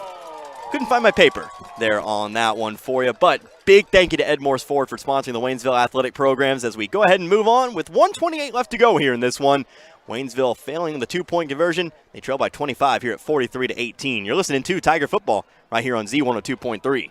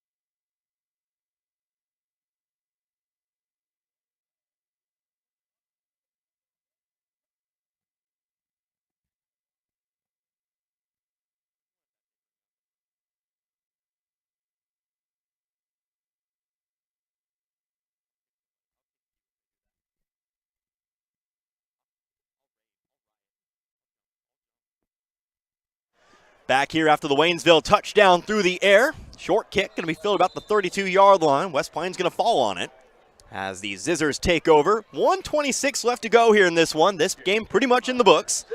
43-18 our score. The Zizzers lead over Waynesville. But a nice 25-yard touchdown pass. David Vernon to DJ Horry. Ultimately giving Waynesville what could be its final touchdown of the regular season. And again, really what I mentioned earlier, a little bit. Obviously, you want to take the W back.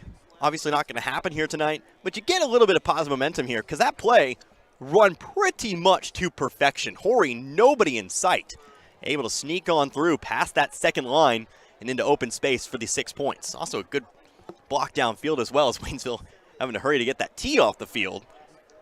As it looks like we'll see what West Plains elects to do here. As they bring the first team offense out, 2 wide receivers left. Up by 25 here in the fourth quarter. Yeah, the game is kind of already in the books, and you don't want to risk an injury. I'm curious as to why the offense is still operating here. Hudson sent in motion. Pitch out, right-hand side. Flag thrown on the play. Juking out to the left-hand side, past the 40, now to about the 45. Big hit, Tawasi. There was a flag well back behind the line of scrimmage. In the area of holding, I think this one may be coming back. It was a gain of 9 before the play, or after the play, I should say. But again, do think this penalty might mean it's coming back. Yeah, and it is going to be a legal shift against the Zizzers. Coming well after the snap there. Don't normally see that flag thrown a couple seconds after the snap, but that is going to be what the penalty is, and so it'll mean first down and 15. And 1:16 left on the clock. I almost said it's ticking away. It's not right now. A penalty is going to stop the clock. We'll get it rolling here in a moment. And I don't think that the ball carrier got out of bounds there. He did not. So we'll go ahead and get that ball set once again. It'll be first down and 15. Ball on the West Plains 28-yard line. Back to the line here. Now shotgun formation with 2 wide receivers left.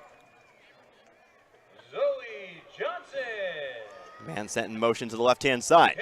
Handoff, fullback, up the middle of the field. Knocked down around the 37, 38-yard line.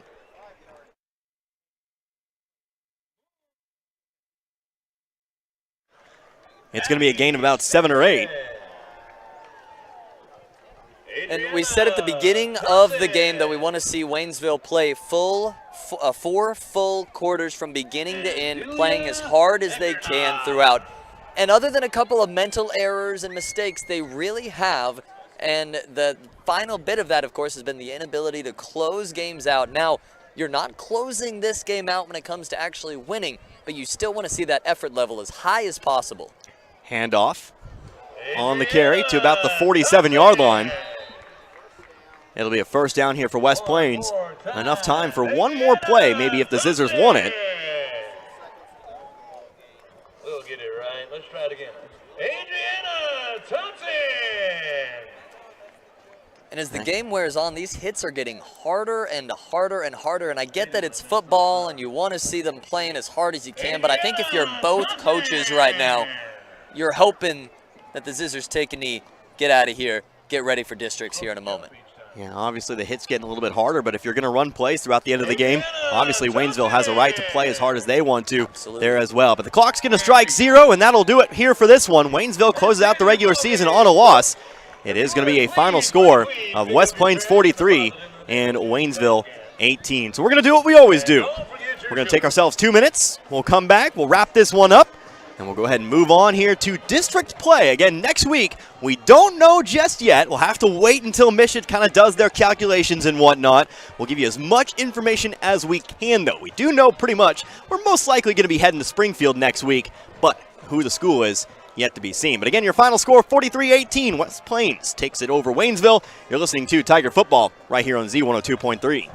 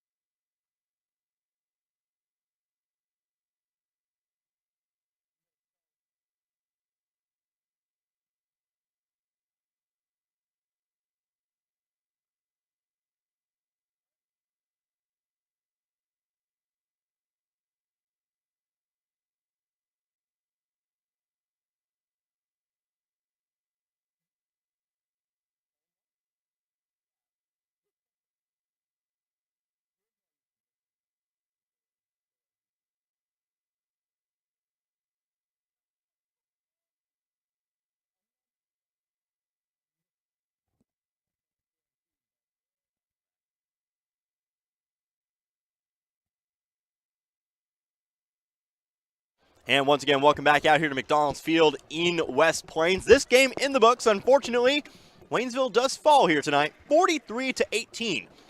Your final score, Waynesville falling in the last game of the regular season as they look forward to district play starting next week. Connor Harbin here with you today. Of course, Garrett Bowles working on the stats here at the moment as he kind of tries to wrap things up. But we're going to go ahead and do a little bit of coverage first. How about we're going to kind of flip the script here. We're going to take a look at scores around the area as we did have a few scores that we were very closely watching here tonight. A couple of scores that really could take things the other way, or depending on who we play next week, I mean. But we'll go ahead and take a look here at what we've got. Like I said, I cannot tell you anything set in stone just yet, but I can tell you that Carthage does pick up the victory here today over Willard, 55-14. That is a final, so the number one team in Class 5 rolling on in to district play. Camdenton and Glendale still have 29-22 in the fourth quarter. No final in that one just yet, but at the moment the Lakers do barely hold the lead over the Falcons. Number 10, Nevada, all over number 3, Seneca here tonight. Big win for the Tigers of Nevada, 49-14 there in that one. Nevada, West Plains definitely could be two teams maybe going for that state title here this year, so we'll see how kind of things work out there. Lebanon leading Rolla, although you did get a scoring update from that one. You want to go ahead and fill me in on that one? Because I know you have the scoring update on Lebanon Rolla. I did. Tweeted out by Kevin Stubblefield, the official source there. It was Lebanon 42, Rolla Bulldogs 14. Lebanon finishes 8-1 on the season. There you go. So Lebanon finishing their season strong over the Bulldogs. Joplin Neosho. You know, I lamented this one not being a shootout, and I guess they may have heard me from across the land. How about this one for a fourth quarter score? Joplin 61, Neosho 45. That's the Neosho we've come to know and love around here. Webb City pulling away from Branson. Remember, that one was awfully close in the first half. Looks like the Cardinals ended up getting the better of the Pirates here tonight, 56-14. Here's a low-scoring game. Bolivar coming oh so close to the upset, but Kickapoo does defeat the Liberators 12-7 there in that one. Here's another score here for you. This could be big if this score holds here, Garrett. Parkview 28, Hillcrest 25. So Parkview very, very close to maybe ending that 30-plus game losing streak. I told you that would be one of the games I really wanted to watch here tonight. There was definitely an opportunity. You and I left Parkview very impressed with a couple players on that Viking squad. They're currently in a dogfight with the Hornets of Hillcrest. And I think that's pretty much going to do it here. I think that's pretty much all the teams that we need to focus on. One more score just to kind of wrap things up in a bow. How about Republic 35, Carl Junction 17 here today. So that's pretty much the Ozark Conference. That's pretty much teams in the area here today. And again, want to go ahead and mention, Waynesville finishes its season at 2-7 on the year. They'll await their first opponent in district play next week. Most likely going to be the 6 seed. Branson did fall here today, so the 1-win Pirates most likely going to be that 7 seed. With Waynesville falling here, going to be that 6 seed, taking on whoever is the 3 seed. That's really either going to be, with Lebanon winning here tonight, that'll either be the Central Bulldogs or that'll be the Glendale Falcons. We'll kind of see where things hold. Most likely, though, it will be the Central Bulldogs there. So, Garrett, stats. Coming up close on them? I am. I thought you were just going to leave it at Garrett's stats. Like I Garrett, was, stats, yes, very commanding. I was an let's go ahead and go intern or over some something. stats here today. As Waynesville, despite a few struggles here and there, were ultimately able to generate quite a bit of yardage there. 3 scores today, 2 of them coming from short range. But what do we got rushing-wise, passing-wise, of course? It's that final touchdown came through the air. Yeah, final passing totals on the day. Obviously, if you've been listening to Waynesville Tiger football for any amount of time, it's not going to be a big, high-caliber number, but still 55 yards on the day. Something you can hang your hat on compared to some games where it was no yards or only a gain of about 4 or 5 eventually down the road. The main 2 rushers for the day, as usual, Michael Kelsey Jr. with his 2 touchdowns and 105 yards. Chase Thomas Plummer, 83 yards, no touchdowns on the day. But I wouldn't be surprised if that changes in the playoffs for a total gain on offense of 250 yards. It was a good day for the Tigers offensively, at least in terms of yardage. Unfortunately, you have penalties. You had a couple of miscues here and there. You had the defense pin you deep a couple of times, just weren't able to translate those 250 yards into a whole bunch of points. However, nothing to sneeze at so far, and they have a couple of things to work on. Obviously, a lot of room for improvement, but you have a foundation, you have some things to build on, not just for the playoffs, but for the next couple years with Coach Barkley at the helm. Yeah, absolutely. And, of course, we'll take a look at next week. You know, either going to be Central, either going to be Glendale. We know for a fact that it is going to be a bit interesting either way. Thank you so much coming in clutch here as we take a look. Actually, all tied up, by the way, over in Camdenton. Wow. Thank you for the update there. 29 all. So we're going to go ahead and kind of leave you here. We'll go ahead and watch the conclusion of this one ourselves. But don't forget, next week, wherever we may be, pregame starting at 6:30. We'll have kickoff for you right at 7 o'clock. So for Garrett Bowles and, of course, Coach back in the studio, I am Connor Harbit. Hope you enjoyed listening to this one as much as I enjoyed bringing it to you here tonight. Until next week, you've been listening to Waynesville Tiger Football right here on Z102.3. Good night, everybody. Be good people.